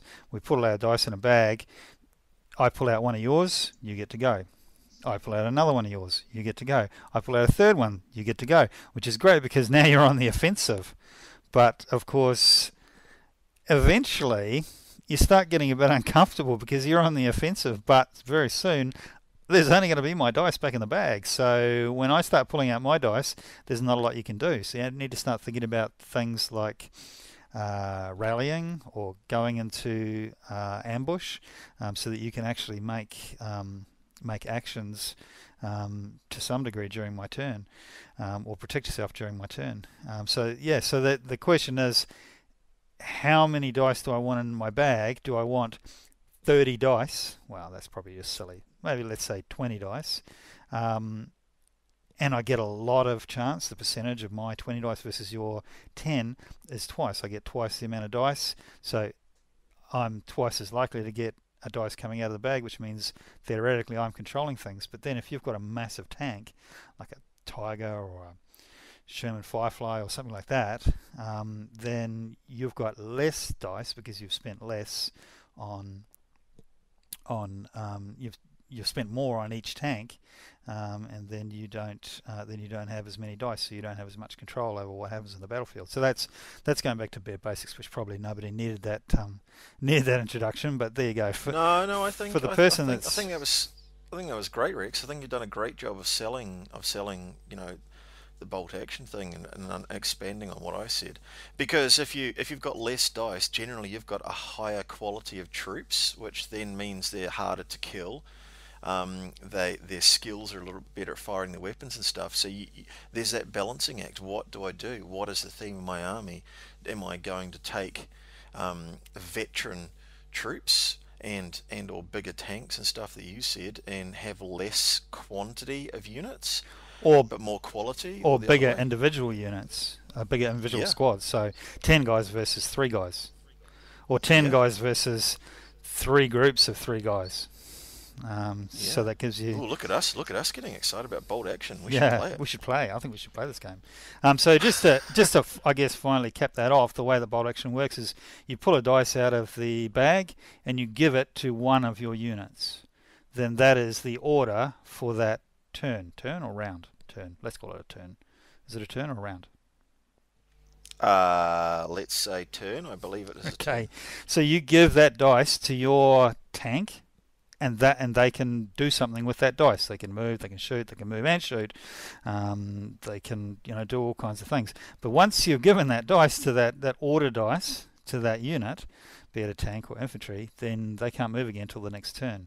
Well, they can't typically act again until the next turn. So yeah, it's a real, and this is what we play, isn't it? The interplay or the friction between what should I do? Should I act? Should I be offensive? Should I be so you get those. So coming back to the order dice quantity thing, you get an army like, for example, Russians, where a lot of the units aren't very strong, but you have a lot of units. You have a lot of models on the table, and if you have them in small groups, you can have a lot of dice, or often called the horde. So you might have 20 units and 20 order dice versus the German elite troops that might have 8 or 10. So yeah, what is the correct amount of order dice for MOAB 2018, Dan? Well, I obviously each to their own. I mean, we talked when we first started about their limits, the cap they put on it, which is 18. Yeah. Now look, I suppose one thing which I heard about when I first started is sort of an ideal no less than, and I really think this is again going to depend on lists, quality, units, all that sort of thing. But I had an outline for a new player. A good rule of choice to sort of start off with is 1 dice per 100 points that's available in your army list or army size. So for 1,000 points, maybe 10 dice minimum, and for 1,250 points, maybe 12 dice. Yeah, so that brings on another interesting point, right? And obviously they've chosen the 1250 for this tournament for a reason. This is for the Saturday Sunday game we're talking about. So at say 500 points, you're really only taking infantry and support squads. Would that be fair? Yeah, I would imagine so. And then you get up to 750 points. You can, unless you're French, of course. Sorry, unless you're French. I haven't played French. French are very cheap vehicles, are they? Yeah. You got like a you've got like worker ants of tanks Right. Okay. or tankettes. Yeah. Yeah. And then 750 points. You're sort of talking about infantry, and slip in a vehicle, maybe two, if they're cheap enough. Something like a jeep and something real.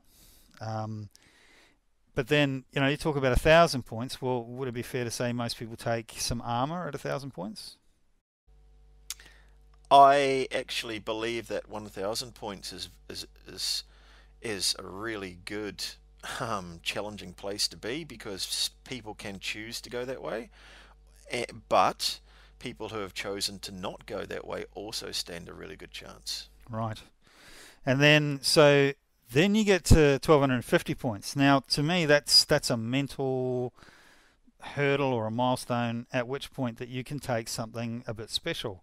So you can take a good amount of infantry and a couple of tanks, bearing in mind that obviously that your selector is going to have 0 to 1 tanks or 0 to 1 armor cars, or maybe 0 to 2, so it's not going to have 0 to 10, but it's within the constraints of your lists, maybe you can take a couple of armored vehicles. But also at 1,250, other things become possible, like some of those crazy tanks that you might not normally take, or not have no chance of taking in a smaller game. So, like a Tiger II, for example, which is one of the biggest tanks in the German army, regular 555 points, veteran 666.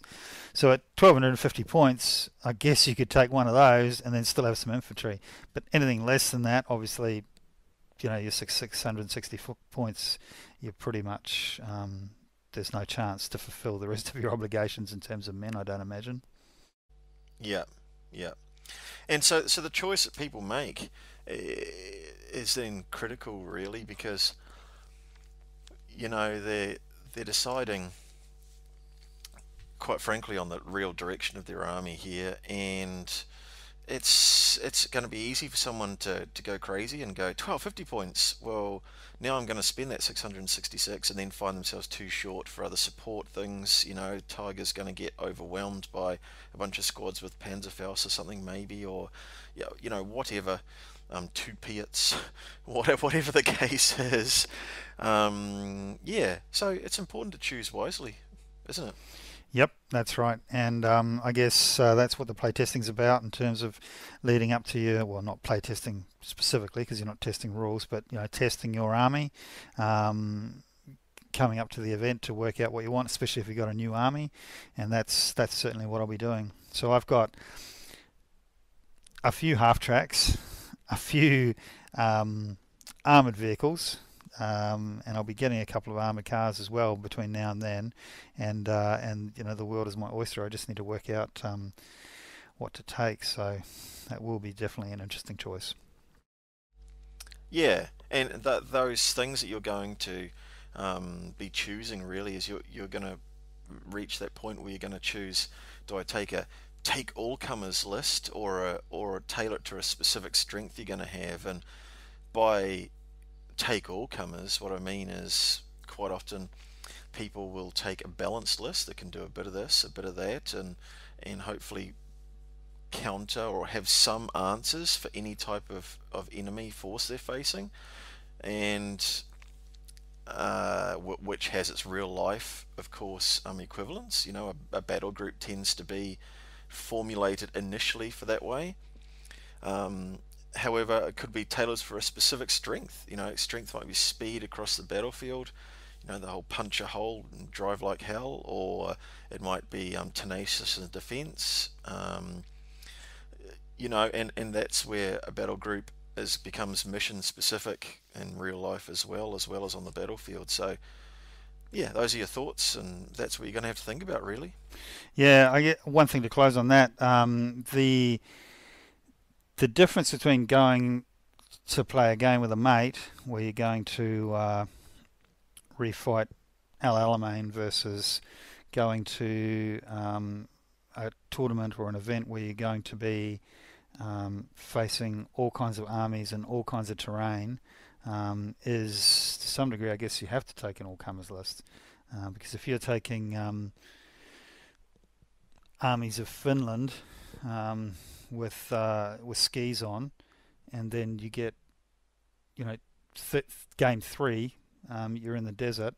I guess you're not going to be able to make it. You're not going to be able to take advantage of what you invested, or if you're taking, I can't think of another example, but certain type of vehicle, but then you end up fighting a bridge campaign where really the vehicles just have to sit back and until they actually get across the bridge, which is the objective in the first place.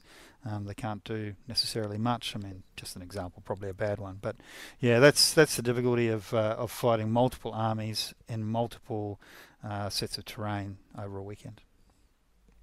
Yeah, and the challenges, that's why we do it. Yeah. That's why you have the fun. Yeah, absolutely.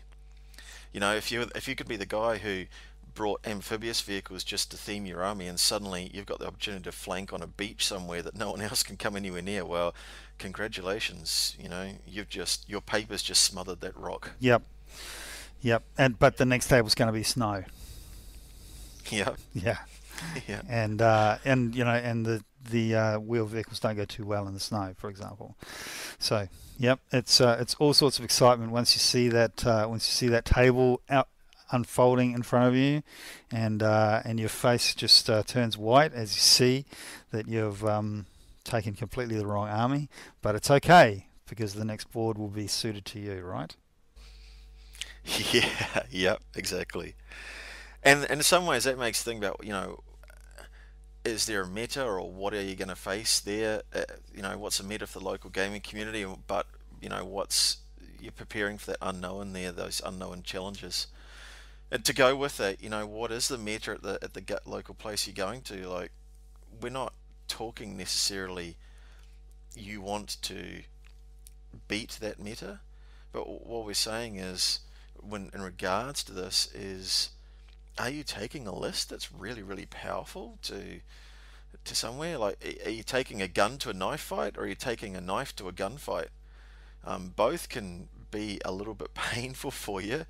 So, and people play different things in different parts of the world and different parts of countries and stuff like that, because you tend to have a bit of an arms race, or not, a bit of a theme race, or a bit of an arms race in certain parts of the gaming community out there in the world at large. Yep.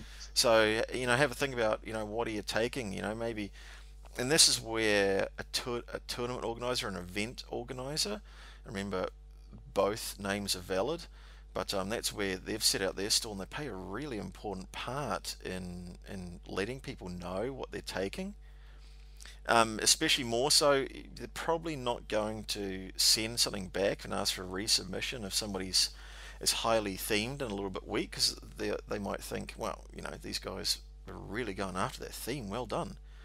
But I think it's their duty to sort of send something back that is insane and say, hey, you are in a different place, and in a different headspace as to the theme of this, as opposed to where we were. Would you like to maybe have a look at this, because you're significantly powered up on all the other submissions I've had for lists, so can you have a think about it and get it back to me, and say that in a really nice way and get it resubmitted? Yeah, sure. I notice also that in the MOAB 2018 tournament pack, it says actual scenarios will be published after the closing date for list submission, so that'll be interesting. It doesn't help you if you've taken a list that's completely inappropriate, but presumably they'll have a mix over 5 games, so yeah, that'll be still good to know. Good to do a bit of pre-planning, bit of intelligence. Yeah, I actually really like that. I like that for 2 reasons. I like it because the first one is you get people who will build their list because they love it, or build their list because it's balanced, or build their list for any other reason apart from, I am going to build this list because I want to be amphibious because there's going to be a waterline down this table or something. They might build it because they love it, but they're not building it just for that mission, and so on and so forth. They're not going to tailor lists to win those missions, and I think it's really clever. But the other part of that is, they said they are going to publish them before you get to the event, which means you can have a read and understand it. And quite often, you know, it's the nuances of how you hold objectives, what that means, you know, what the points that mean that mission. It means that you don't make a mistake on the day that, or both players make a mistake on the days, which is sort of even worse. That you guys, you know, one person didn't get, maybe the other person did. No one wants to be the person who wins a game because the other person didn't understand how to hold an objective. Yeah, right. Yep. And I sort of read slow as well, and when there's a lot going on, you know, it takes me. I've got to read it a few times to get it. So I'll be really looking forward to that. I'll be reading it and studying it as any good general should the night before the battle. Yeah, agreed. So we've done all these things with our lists, and I guess we've probably got something sitting in front of us that we've printed off or written out or something like that. I guess the next question is this list suiting me and satisfying me? Am I going to have fun playing it? And the next thing to think about in conjunction with that is, yeah, I might have fun playing it. Great, I'll check that box. Is it going to ruin my opponent's hobby? Yeah. So there's another thought there, really, isn't it? So yeah, it's a cooperative experience. Yeah, that's right. And it's food for thought. But you know, I mean, I guess we've made the list because we like it, hopefully, and not just the list to win. And yeah, you know, the as we already said, the theme of the tournament is you know, hopefully pretty well represented in whatever information has been given out to you. So you can match all those things up and triangulate a good position. So yeah, that's good. Yep. And the next thing is play test and adjust your list. And you've touched on that already, Rex. And I think that's really good to do and fiddle with things. You know, looks good on paper and you play it and suddenly you realise your 5-man veteran squads, you know, you've got just not lasting long enough. You need to throw some guys in there or whatever you've got to do. Yeah, sure. And you know, I think, you know, down at the club or with your gaming buddy or whatever, just proxy in whatever you have to proxy in to get the list together until you get a chance to paint it up, or you know, until it arrives off the slow boat or wherever it's coming from, so you can start to see the pluses and the minuses of that. Because even something as much as, you know, adding in a couple of extra SMGs, or you know, dropping the Schützen off your tank, or you know, just to give you those few extra points to do something else with, or getting a veteran officer rather than a regular can make all the difference. So that's where you can adjust things without having to go back to the drawing board and start priming stuff up again. Yep, really good point. So we've talked about this. That's been quite I guess a long sort of section of your preparation, but I'd just like to urge people to have a listen to what we've discussed there. Maybe you've been taking notes at the time, if you think we're anything like sane.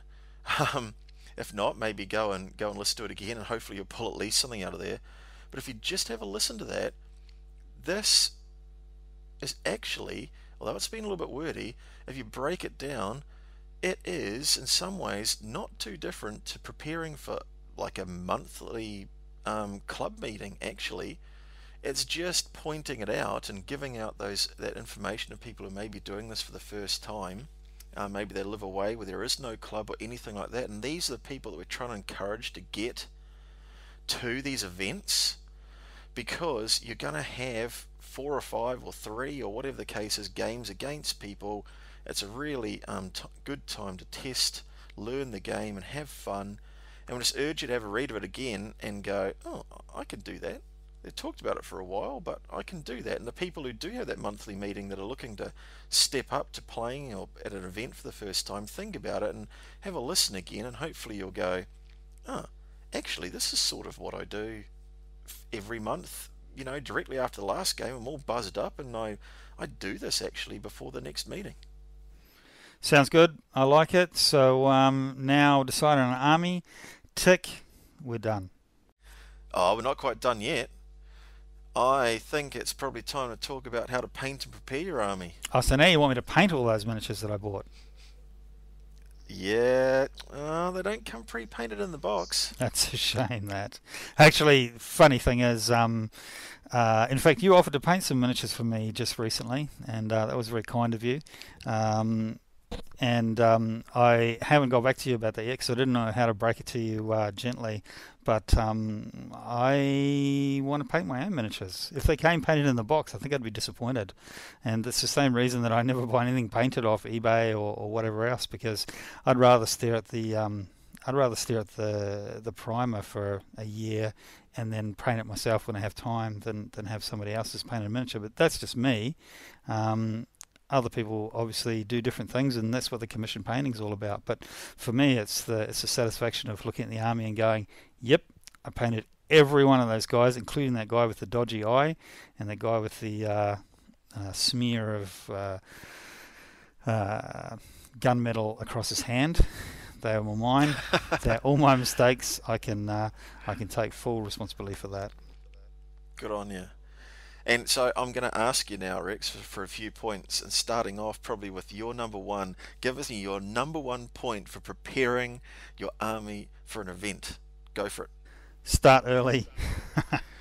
That's so good. It takes a long time. Can you say that again? Say that again, just so that people... I'll put on my radio announcer voice. Start early. Nice. So somebody once told me on a podcast, I think it was Meeples and Miniatures actually. It's a great little podcast, certainly different to ours, and they cover all kinds of gaming stuff. But they've been going for 200 episodes or something, so they're definitely doing something right. One of the guys in there said, just paint every day, even if it's only for 10 minutes or 15 minutes or half an hour, or if you get an hour or 2 hours, well, that's great as well. But if you just do a little bit each day, then you're moving forward. So that's what I do. And everybody's going to have their different times. So you might get a chance to do it at lunchtime. Somebody else as an early morning riser, they get to do a little bit in the morning. For me, it's once everybody else has gone to bed and the house is quiet, I can sneak away and paint a few toy soldiers then. Good stuff. Yeah, I get some time in the evening, but I'm actually big on taking I've got like a specially made bag that Games Workshop used to sell, but you could do anything, just a bit of foam in a little Tupperware container, a plastic container or something. I take mine into work, and at lunchtime it takes me 10 minutes to make my sandwiches and eat them, and then I got 20 minutes to paint some miniatures, and I'll get straps done one day, I'll get pouches done the next day, I might get boots washed on another day, and it just really makes things fly. Yeah, see, I've got the disadvantage/advantage of working from home office. So I have this fear of starting to paint something at home, because it could be like a minor drug addiction. Whereas if I pick up a paintbrush one day and paint something, then who knows where that will end. There's nobody to rein. Yeah. There's nobody to rein me in. I'd be painting for 6.5 hours a day, and then there'd be no billing getting done. Yeah. No, you've been in business a long time. You're doing well, so you stick with that, because that pays for the miniatures. That's true. Yeah. Don't bite the hand that feeds you. Yeah, exactly. So that is absolutely the key piece of advice that I would have as well, having been to many. The next one, presentation. Do we have a display board? Is that your thing? So I'd never heard of this. So you mentioned it to me a year or so ago, and I just thought, just rock up with your plastic case and the guys all wrapped in foam, and get them on the table, and that's it. But apparently that's the display board concept was something which is completely foreign to me. But apparently that's quite a big thing. Is that right? Yeah, it is. And for those who don't know what we're talking about here, people once you get to tournament, you tend to move your stuff from one table you've been playing on to the next table. When you finish your game, you also, or while you're playing a game for that matter, you have dead miniatures, the dead pile of miniatures, and you're like, well, what do I do with these? You sort of don't really want to put them back in your case, but you are going to need to transport them to your next table safely so they don't fall down. So quite often people will make a what is basically a tray in essence to carry their miniatures around in, their army around, but they've presented it in a way that's similar to like maybe the basing of the army. It ties in with the theme, so if they're in a desert, they've got desert bases and you put them on like a sand dune thing, or maybe some barricades around them, or a Mediterranean house, or whatever the case is. Likewise if it's urban. But anyway, it's become a bit of an art form so that you can actually present your army in that way between games and carry it around between games, carry it from one table to the next. And the key is not getting it too big. The key is but having it big enough so that your armies can actually have a bit of space. People can observe it as well, because they tend to be, if you use one, you will tend to put them out on that for maybe judging or people assessing that and voting for the best army as well. Has that explained it well, Rex? Yeah, pretty well. And so I guess although they're judging miniatures and not display boards when they're judging the armies, I mean the whole aspect of it, the whole vibe of it, is surely going to help with the your ability to be able to present your army in the best possible light. Yeah, and that's, look, there's really interesting feelings bouncing around at the moment in the community, and I know Bold Action Australia New Zealand on the Facebook page, they had a discussion about this. I think people are really conscious that armies, and the overwhelming feedback seems to be that people really value the work that people put into those, because it helps the hobby, it helps draw positive attention to a hobby from passers-by at events. It really goes to show the effort you put in. It can paint a picture of the theme and period of your army, all those positive things.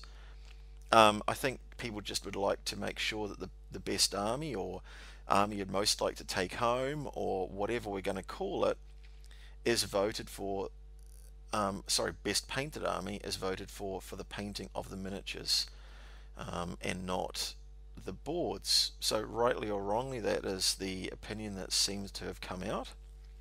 There are different ways that people theme competitions for the best army you'd most like to take home, best themed army, and it's important to read into that when you're going to an event as well, if you are competing to win that, because a lot of people, they're being experienced gamers, a lot of people might have won events in that before, and that's actually the pinnacle of their hobby now.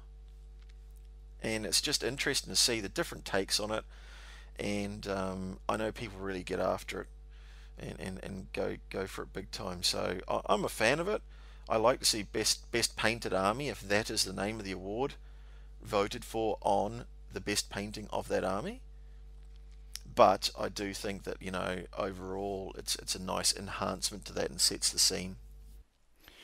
Yeah, that's great. All right, so maybe finishing off that section then, and then we'll take a break. I guess what was to summarise: start early, plan, be prepared in terms of your work schedule to get it all done, so that it's fun as well as churning out lots of great painted miniatures. Think about a display board, the theme, allowing it to show off your army to its best effect, contrasting or working in with your miniatures, and ultimately avoid that last 24 hours screaming, fitting kind of stress where you're trying to get everything painted the night before and you're turning up and your miniatures still smell of Tester's dull coat on the day of the actual event. Yep, absolutely. I have done that.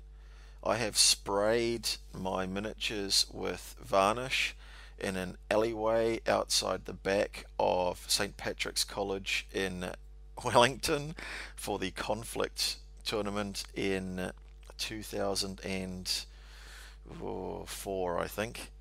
And I had been awake for 24 hours painting all through the night. And did you enjoy the tournament?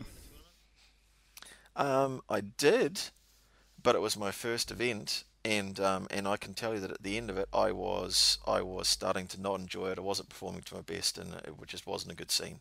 I have repeated that night before thing on many an occasion, and then I have learnt to do it better, and it's so much nicer. It's such a nicer experience if you just plan and just get a little bit done beforehand. Yeah, that sounds great. Great advice. All right, we're going to take a break now, and we'll be back in after the break to talk about a little bit more planning and a couple of other things that are going to help you, or help me as it may be, with my tournament fair issues. Back after the break.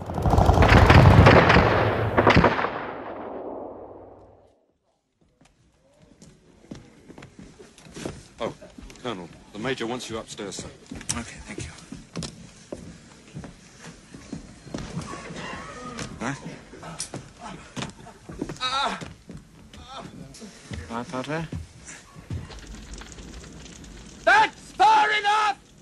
We can hear you from there! Rather an interesting development, sir. My general says there is no point in continuing this fighting. He is willing to discuss a surrender.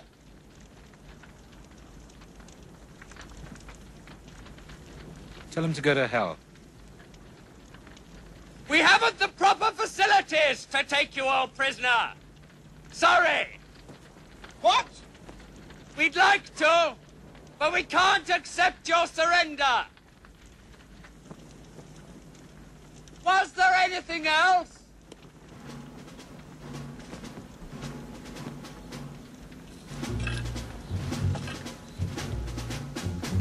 All right?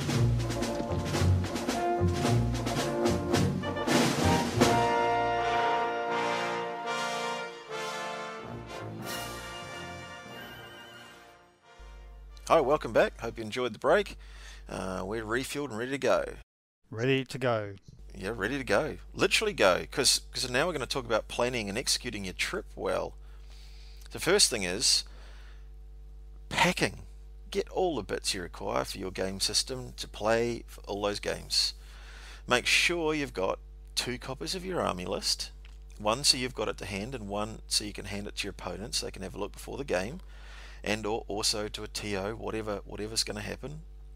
Make sure you've got your event pack so you can check your timings, all that sort of stuff. Take a pen and a notebook. Most systems might ask you to write something down, like what side you're flanking your reserve troops on and stuff like that. You know, you need to have something to jot it down on, and something to write with. And you also got to calculate out at the end of the game, if you've got, victory points for certain conditions. You've got 5 points for killing this guy, or 10 points for keeping that guy alive. You've got to, you've got to calculate all that out so you can give an accurate appraisal. You can check what your opponent's calculating out as well. Phones these days mostly have calculators on them, so that helps. But you're still going to need to record all those victory points and all that sort of stuff, and by game 5 it might start to all blur together, so yeah. Yep, and hopefully you're going to have some names and phone numbers or whatever of people that you've met there as well, especially if you sort of play in an area that you think you don't have any players. I mean, that's half the reason why you want to go to a tour. You want to meet new people, so write your contacts down. Yeah, and I've been starting to record a few points for battle report type thing, even if it's just for you and I chatting, to see how'd you go in the game this weekend. Well, that draws a blank most of the time probably when I try and think back. It's only when I have a few points written down, or I can remember a specific event, that I can start to build out and go, oh yeah, it was really interesting, and that's a learning thing too, where I can say, well, yeah, I ran my troop carrier right up to the other guys, and then they all jumped out, and then it got blown up. Well, okay, so maybe next time I need to move my troop carrier away. So that's something I can write down for next time if that's the sort of person you are, and if you got the headspace for it. But yep, notebook, pen, dice, objective markers. Yep, objective markers, pin markers, etc., etc. Don't forget, if you're taking dice, take two colours if you can, if you're playing bolt action, because the dice are shaped differently in version 2 than they were in version 1, so you can't really have the same type. And obviously if you've got the same colour as your opponent as well, that's a bit of a drama too, so try and take 2 different colours of dice. This is the order dice you're talking about, right? Yeah, that's right. I think it's version 1 order dice were pretty much square cornered, whereas version 2 order dice are rounded. Okay, and you get the sneaky hand in the bag can tell the difference between the two if you so desire. Well, I don't think people would do that, but you don't want the opposition to think that you might do that, if you know what I mean. It's just the politeness thing, isn't it? Yeah, sounds good. As well as that, different coloured dice for yourself. You know, if you've got 2 units, one with long range, one with short range, make sure you've got plenty of dice so that you can roll them all together if that's how you roll. Yeah. Or otherwise, yeah, good. I'm pleased you picked that up. It was just hanging there for a moment. Thank you very much. He's here all week. Try the veal. Yeah. Or otherwise, if your opponent's got dice that are exactly the same as yours, just swap them out so that you're not having a dice fight at the end of the game. Going, was this dice mine or yours? I think this is slightly bigger. So just make it easy for yourself. Yeah, absolutely. And now I guess you got all that stuff in your bags. Now the next thing you've got to do is a family thing, isn't it? Each family has a thing. So you've got to put your own bags on the bus. Yes, put your own bags on the bus. One of our dad's favourite sayings. In fact, probably only ever said it once, but it certainly stuck with me. Put your own bags on the bus. It's a metaphor for making sure everything's in order. It's your responsibility to make sure you got all your stuff, including your bags. And yes, Dad, I will make sure my bags are on the bus. Yeah, don't be the guy who left something behind and because you thought Bob was going to pack it or Bob was going to put it in the boot, and then your army's left sitting next to your garage at home. Yep, bad, very bad. Yeah. Next thing is do some reconnaissance on an appreciation on the venue and parking if required. That's never wasted time, isn't it? Time spent on reconnaissance is seldom wasted.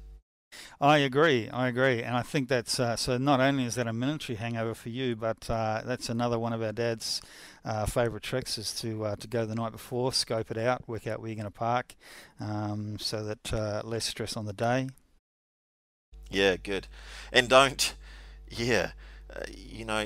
pick the dodgiest parking space all the way around. Try and find a place that's I guess well lit, all that sort of stuff. You don't want to come back to a smashed up car or something that's unserviceable because some drunken bum, that during the day or the night or something has smashed up your car or something. That's not good. You want to be able to relax knowing all your stuff is safe and sound. Yep, I like it.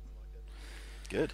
And so the night before, have a relax, I guess, is another good thing to consider. Yeah, absolutely, because you're not painting. You're not up all night painting because you followed the plan.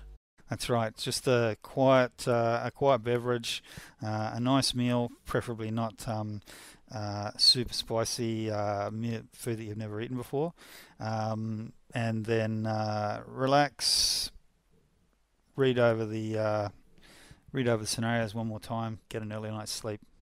Yep. Or an appropriate night's sleep, and have fun with your friends if you're going with somebody. Whatever the case is, you've done your preparation, you're there now, you've been organised, you're onto it. One other thing before you go, because we're basically at the venue, but before you do all of this, I recommend that if you know a vendor's going to be at the show, one of my top tips is pre-order. Don't assume they're going to have that carry bag that you want, and if they do have it, that it's not going to be a firm favourite. Everybody else is going to sell out, all that sort of thing. So if you know someone's going to be there, help the vendor. They want to be able to take stuff that they're selling as well, so help them, help you, and pre-order the stuff for collection at the event. Yeah, that's a good tip. That's a good tip. And think of all that freight that you'll be saving, all that postage. You can buy twice as much stuff. Oh, yeah, definitely, especially if your country's as big as Australia and your postal services is poor. That's like fat-free sour cream. It's fat-free, so you can eat twice as much. Yeah, it tastes terrible, though, but anyway. All right, that's another podcast. All right, then. So that's our preparation. It takes us right up to the day of the event. So some things you got to do. Yep, first thing is pack some food and water. Avoid being hangry. You know that terrible combination of being hungry which makes you angry? Yes, I do know that, yes. And tired as well. Hangry and tired, makes Rex a very, very not fun person. Yeah. And you know, and at the very least, you're losing concentration. You're doing dumb stuff. You're picking up that ambush dice that you're meant to leave on your unit in bolt action parlance. Yep. Yep. So hey, pack some food and water. So a couple of things around that. You know, yes, that's practical. Next thing is consideration. Is this a small event run by a club, and are they using the sale of their food and water and stuff there to raise more funds for their club? In which case, you know, they're probably going to have it priced reasonably, and can you therefore buy it from them at a reasonable price that's going to feed yourself? So have a think of that. Next thing is, are you at one of these massive expo centres that have Subway sandwiches that are like $20 or £10 each for a 6-inch one, and water, you're being gouged, and you know it's the middle of summer and you're paying $7 for a thing of water? You know, so it's that balancing act. Can I get it there at a reasonable price? Am I supporting whoever's putting this on, or do I take it with me because these people are completely unaffiliated, they're gouging me? You know, take some food and water. But no matter what happens, you've got to create a tradition. You've got to have at least something there every time you go. So, and at MOAB, it has to be an American hot dog, like a Frankfurter in a roll, with mustard and a little bit of sauerkraut, and it's got to be English hot mustard. Just so you know, just so you're prepared. Nice, I'm there. I'm so there in my head. I want that. I need it. I must have it. Yep, last 3 years that's been a tradition. So yep, don't stop us now. Good. All right, so you've taken all your gear with you, because even from the hotel to the venue, you put your own stuff on the bus. Yeah, and you've parked sensibly. Yeah, you've got peace of mind. You're walking in there knowing your car and everything you've left there is fantastic. Next thing to do is locate your amenities, you know, your toilet, your food, water, where that is, where your hot dog vendor is to get your special hot dog, and you've located your vendors.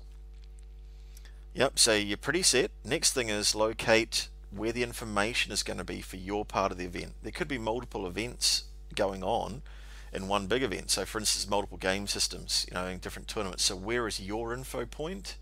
Be it a board, a whiteboard, a display board with, you know, printed off stuff on it, whatever it needs to be. Locate that so that you know you're on time and you're going to be able to find out where you're playing, who you're playing, and when you're playing at all times. Ooh, do we get to play now? Yep, you sure do. And the major rule is go and have some fun, Rex. Yep, and I'm looking forward to it too. It's the culmination of many months of hard fun.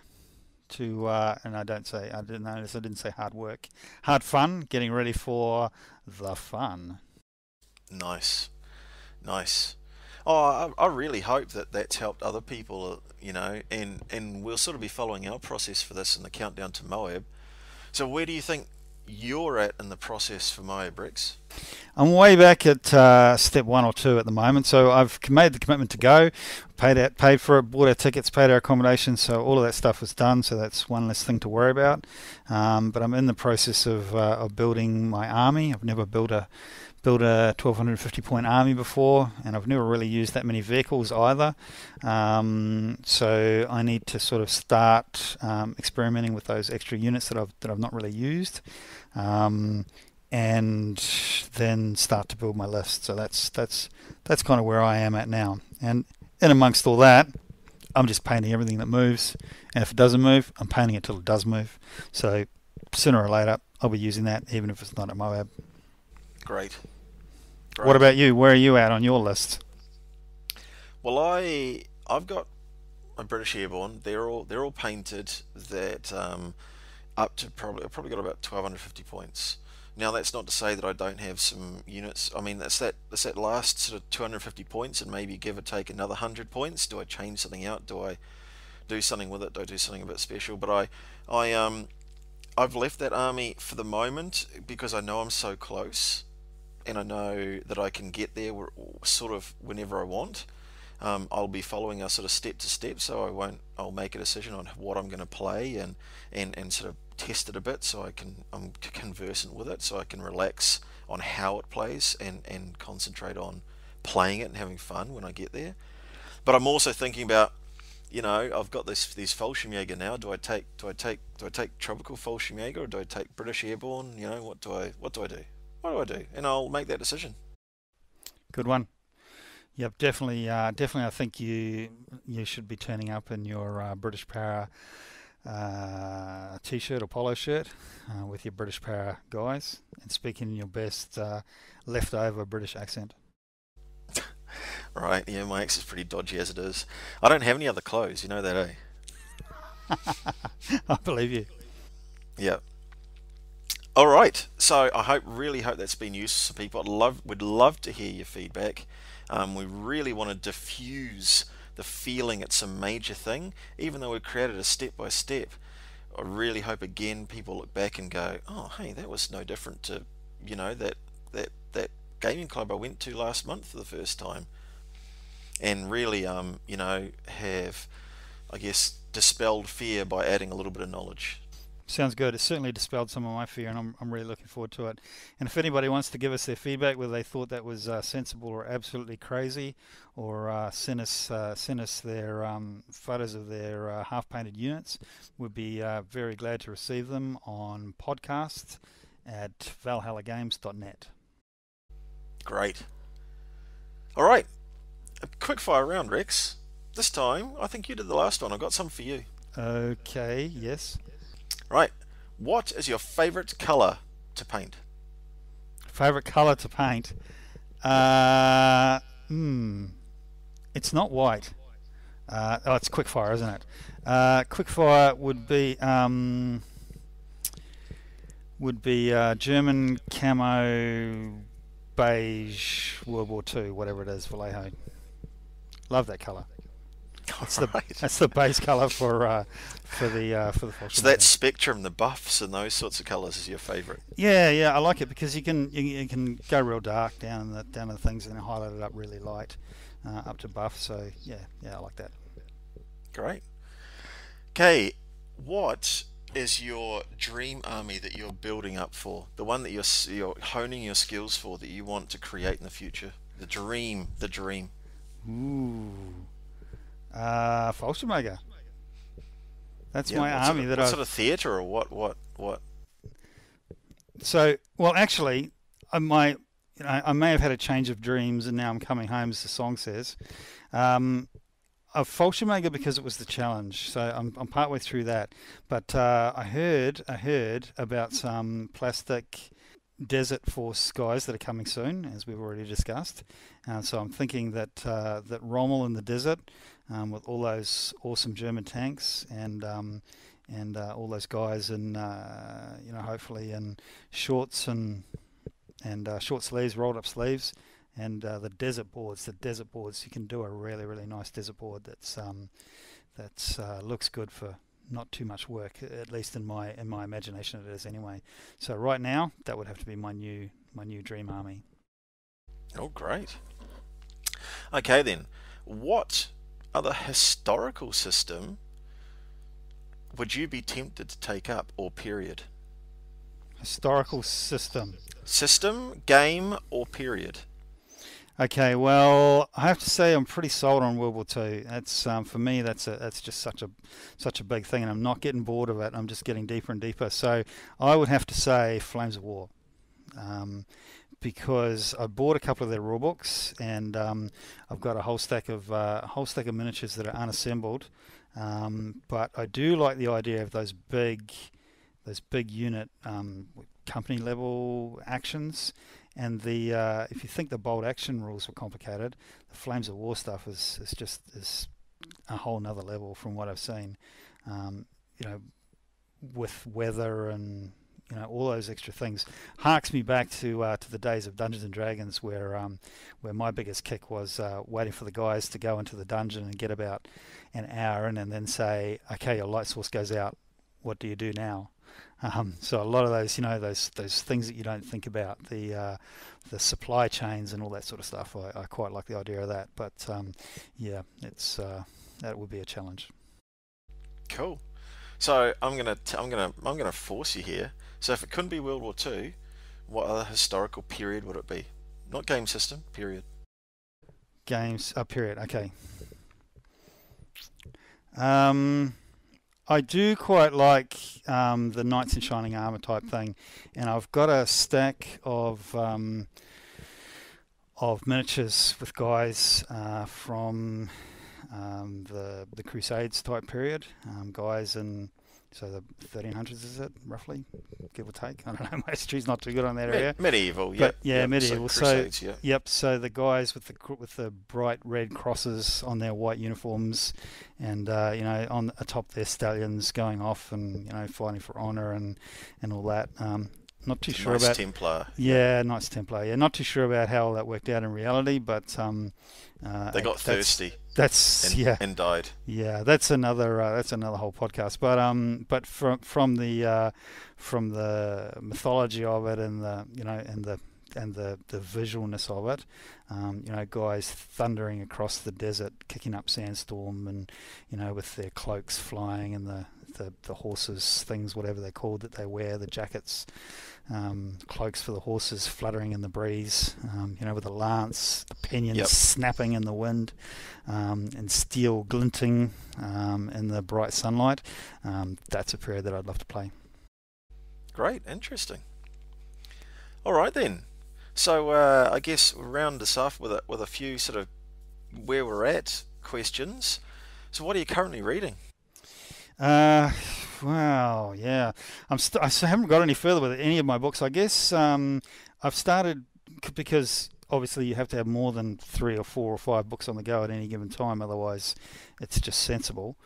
I've started Panzer Commander, which is the memoirs of Hans von Luck, Panzer Commander, obviously, from Second World War, which we've spoken to about in this podcast. So I'm reading that. Great. And you?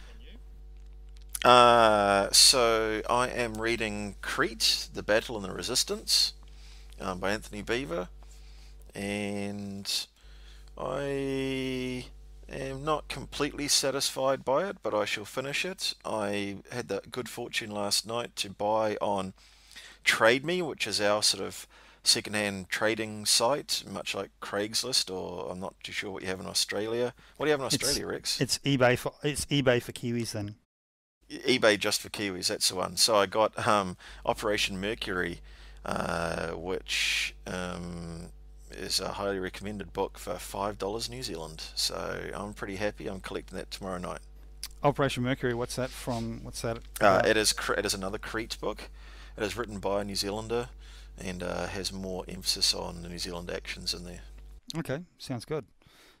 Another book that I'm keen to read, which I've got, is The Man That Never Was, which is story of a spy espionage thing where they found a dead bum in the streets in London, dressed them all up as an officer. I think I haven't read it yet, but dressed them all up as an officer and dropped him in the sea in the Mediterranean so that he'd float ashore with his supposedly legitimate documents and fool the Germans into thinking that a certain operation was going to happen somewhere and not somewhere else, which I think was Sicily, perhaps. Again, I haven't read it, so I'll have to let you know when I have. Operation Mincemeat, I do believe. Yes, that's right. All right, well done. Okay, what are you definitely not buying? It's just you're just getting free samples in the mail. Okay. So I definitely didn't just buy 4 Warlord tanks, but we've spoken about that already. Yeah, my buying's been pretty quiet lately. I'm definitely getting some armoured cars, as I mentioned, just because I don't have any for my 0 to 1 armoured car slot. But I'm in the process of researching what's appropriate and what's nice in that. So more to follow on that. And you? I bought the Battle for Berlin box set. You crazy guy. That's a couple of dollars for that set, and you don't have any Russians. Well, at least you didn't. Now I do. Now you do. So now you've got 3 armies. So how long have you been playing Bolt Action? 7 months. Yeah. Well, no, October last year. Last year, I came and saw you, and okay. Oh well, that's fine then to have 3 armies by now. Yeah. That's I need 2 almost painted. Yeah.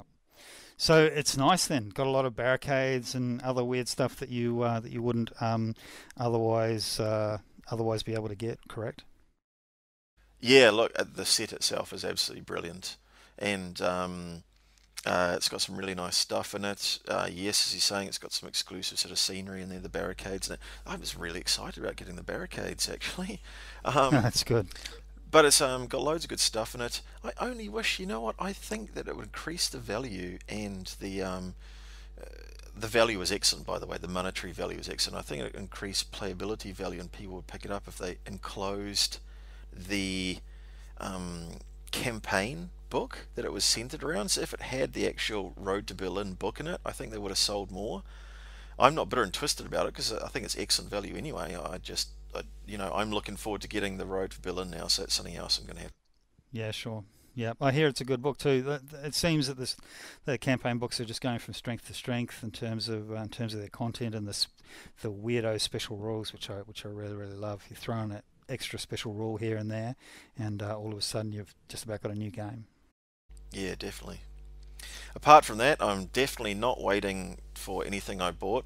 I am waiting for free samples from Perry Miniatures, SDKFZ 7 crew, or that's what it will be anyway, the German half section that's mounted in the driver to go in my Warlord vehicle. Yep. And I also at the same time got the 88 crew and tropical kit, because I got the Warlord one, which is excellent, but it's got basically a Blitzkrieg or Europe sort of clothing on them anyway. I suppose if your boots fit, you could still be wearing jack boots later in the war, because why would you throw away boots that fit well? But yeah, it's definitely not really tropical themed anyway. Yeah, great. So that's stuff that we haven't bought. No way, no at all, no, definitely. But what are we lusting after? What if we did have money we could spend on little plastic men? What would you go for? Well, I've seen, if you go to Valhallagames.net and have a look there in the month of July 2018, you'll see the review, a link to a review of American Infantry, the old box set, which is one of the original box sets, I believe, and then the new one, which has only just been released in our time in the last month or so, a couple of months perhaps. And just look at that photo, and that's all you need to know. So I have a box of American Infantry, which will be coming up on eBay soon, because I've got to get that new box. That's just fantastic. Yeah, so I've got to get that. And think about it this way: the amount of time you spend painting them, you might as well start with the best base product you can, right? That's only fair. Yeah, absolutely. There's only so much you can do with your painting, and some of us can whip up some minor details, some of us can whip up more details, but it's all about the miniature itself, really, isn't it? Yep. And as well as that, I've still got Winter Germans on my list. I'm still having doubts about them, but they're still there. And I also would like to. I know somebody who's got a Tiger II tank that might have come with a Battle in Berlin box set, but I'm pretty sure I need one of those also. What do you think? That's one of my most look forward for. Do you remember when I was little? I had a jigsaw puzzle of a Tiger tank in the Ardennes in the snow. I do now. I'd forgotten all about that, but there you go. Yep, I do. Yeah, yep. I remember that. Yeah, our mother bought it for me when I was young. I remember sticking that together. I think it's the only jigsaw puzzle I've ever done, apart from the kids' Disney ones. Yeah, right. Okay. They're a beautiful looking tank. So I don't think you'd ever field it. I mean, for what did I say, 660 points or something. But I'm looking forward to playing Tank Wars. Don't tempt me, Frodo. The other thing that as we discussed the other day, I'm looking at playing some Tank Wars. Just thinking about trying to do the Battle of is it Kursk? Kursk. Kursk. Okay. One of those things where you only ever read it and you don't actually know how to pronounce it. But looking at doing that 1-to-1 in a Tank Wars game, what do you think? 1-to-1 is fairly ambitious, but I would imagine in 2 months' time you'll be able to do that. Yep, and 28mm tanks, I'm sure. Yeah. Yeah. Well, maybe not. No, seriously, I think that's an awesome done about 1-to-1. But hey, we are still young, apparently. Not really, but we are. But I actually think that's a cool thing to long-term goal. That's a great goal.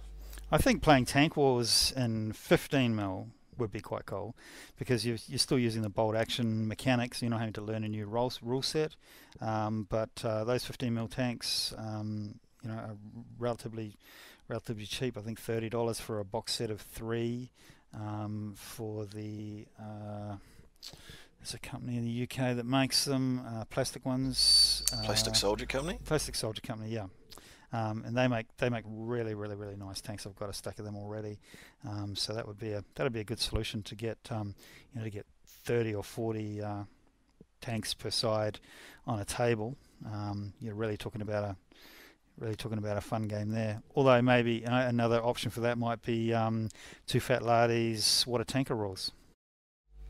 Yeah, and I've seen some guys play that at my local club, the Christchurch Wargaming Club. They had a bit of a Kursk thing. They had sort of, I think it was 6 tanks on the vehicle each side. Cause a bit of an introduction for some of the players, and they seemed to have a lot of fun actually. So sounds good. All right, well that's probably about enough for us for one episode. What do you think we might have coming up in future episodes? I'd really like to touch on some historical aspects and how it relates to a scenario or campaign you could play on the table. I'd love to have some suggestions on that. I would love it if this was our first feedback from our listeners and they could tell us, hey, we'd really like to hear about this please, and how you'd play it on the battlefield. Maybe something they've just heard of, but they would like us to do some hard work, some research, talk about it, then talk about how you could best represent it on the tabletop. I'd love to do that. How about you? Yeah, that sounds good. You're more the military historian than what I am, but I've certainly got the interest for it for sure. So feedback at podcasts@valhallagames.net, and Dan will do all the running around for you and serve it up to you on a platter. There you go. Yeah, and you can make it any. Well, let's narrow it down. Let's talk about World War II at the moment. Yeah, because that's the systems that we're sort of playing at the moment. And then, because otherwise somebody's going to come up with something that we won't be able to relate it to scenarios and the gameplay if it's something historical in some other period at the moment. Apart from I have some experience with other periods too. But yeah, so let's go for World War II, guys. Give us some feedback. What would you like to hear? And somebody promised me a bit of a talk about effectiveness of machine guns in action, so that'd be interesting. If only I could find a bloke that had been shot at before. Yeah. So I had some feedback from the last podcast that we did. People challenged me to expand on what I was saying a bit more. There was a lot of stuff I left unsaid, and a lot of my explanation probably went halfway in my regards to saying about people's understanding of machine guns.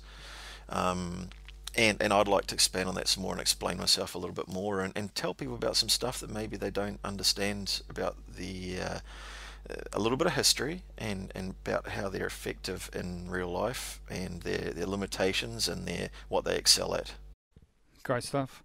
All right, I've went and bought a course online at I think it's Miniature Mentor. I'll have to get back to you on that, but I bought a course on photographing miniatures. It was a really reasonable price. So at some stage I'd love to talk about that, because in the first 5 minutes I learn enough to make it worth the entry fee. I can tell you that for nothing. So that was really good, because all of us like to take miniatures of stuff once we've painted it, photos of it. Sorry, once we've painted it, and there's some pretty shocking photos out there, and most of them are mine. So I'm really looking forward to improving on that. Also, I've got the super rule for you, the Pimp Your Bolt Action super rule. I've got the ultimate tweak to bolt action, according to me. Oh wow! Okay, well, don't spill all the beans now. I won't. So let's keep it. We need more listeners to hang on. So if they stay tuned, Thank you very much for listening to us, everyone. Stay tuned to next episode. Which one of these we'll choose to go in, I don't know, but I think we'll move pretty swiftly on the history sort of one, and I'd really want to hear about the super rule as soon as we can. So, Rex, should we wrap that one up? Sounds good. Thanks for chatting to me, and thanks everybody else for listening. And it's Rex out. Yep. Stay classy, Stalingrad. Stalingrad. Okay. All right. We're gone. Bye.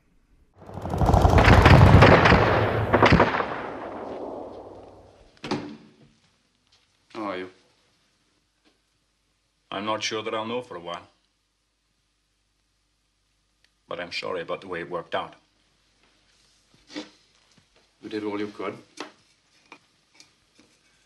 Yes. But did everyone else? They've got a bed for you upstairs if you want it. I took 10,000 men into Arnhem. I've come out with less than 2. I don't feel much like sleeping. Quite. I've just been on to Monty. He's very proud and pleased. Pleased? Of course. Ethics Market Garden was 90% successful. But what do you think? Well, as you'll know, I've always thought that we tried to go a bridge too far.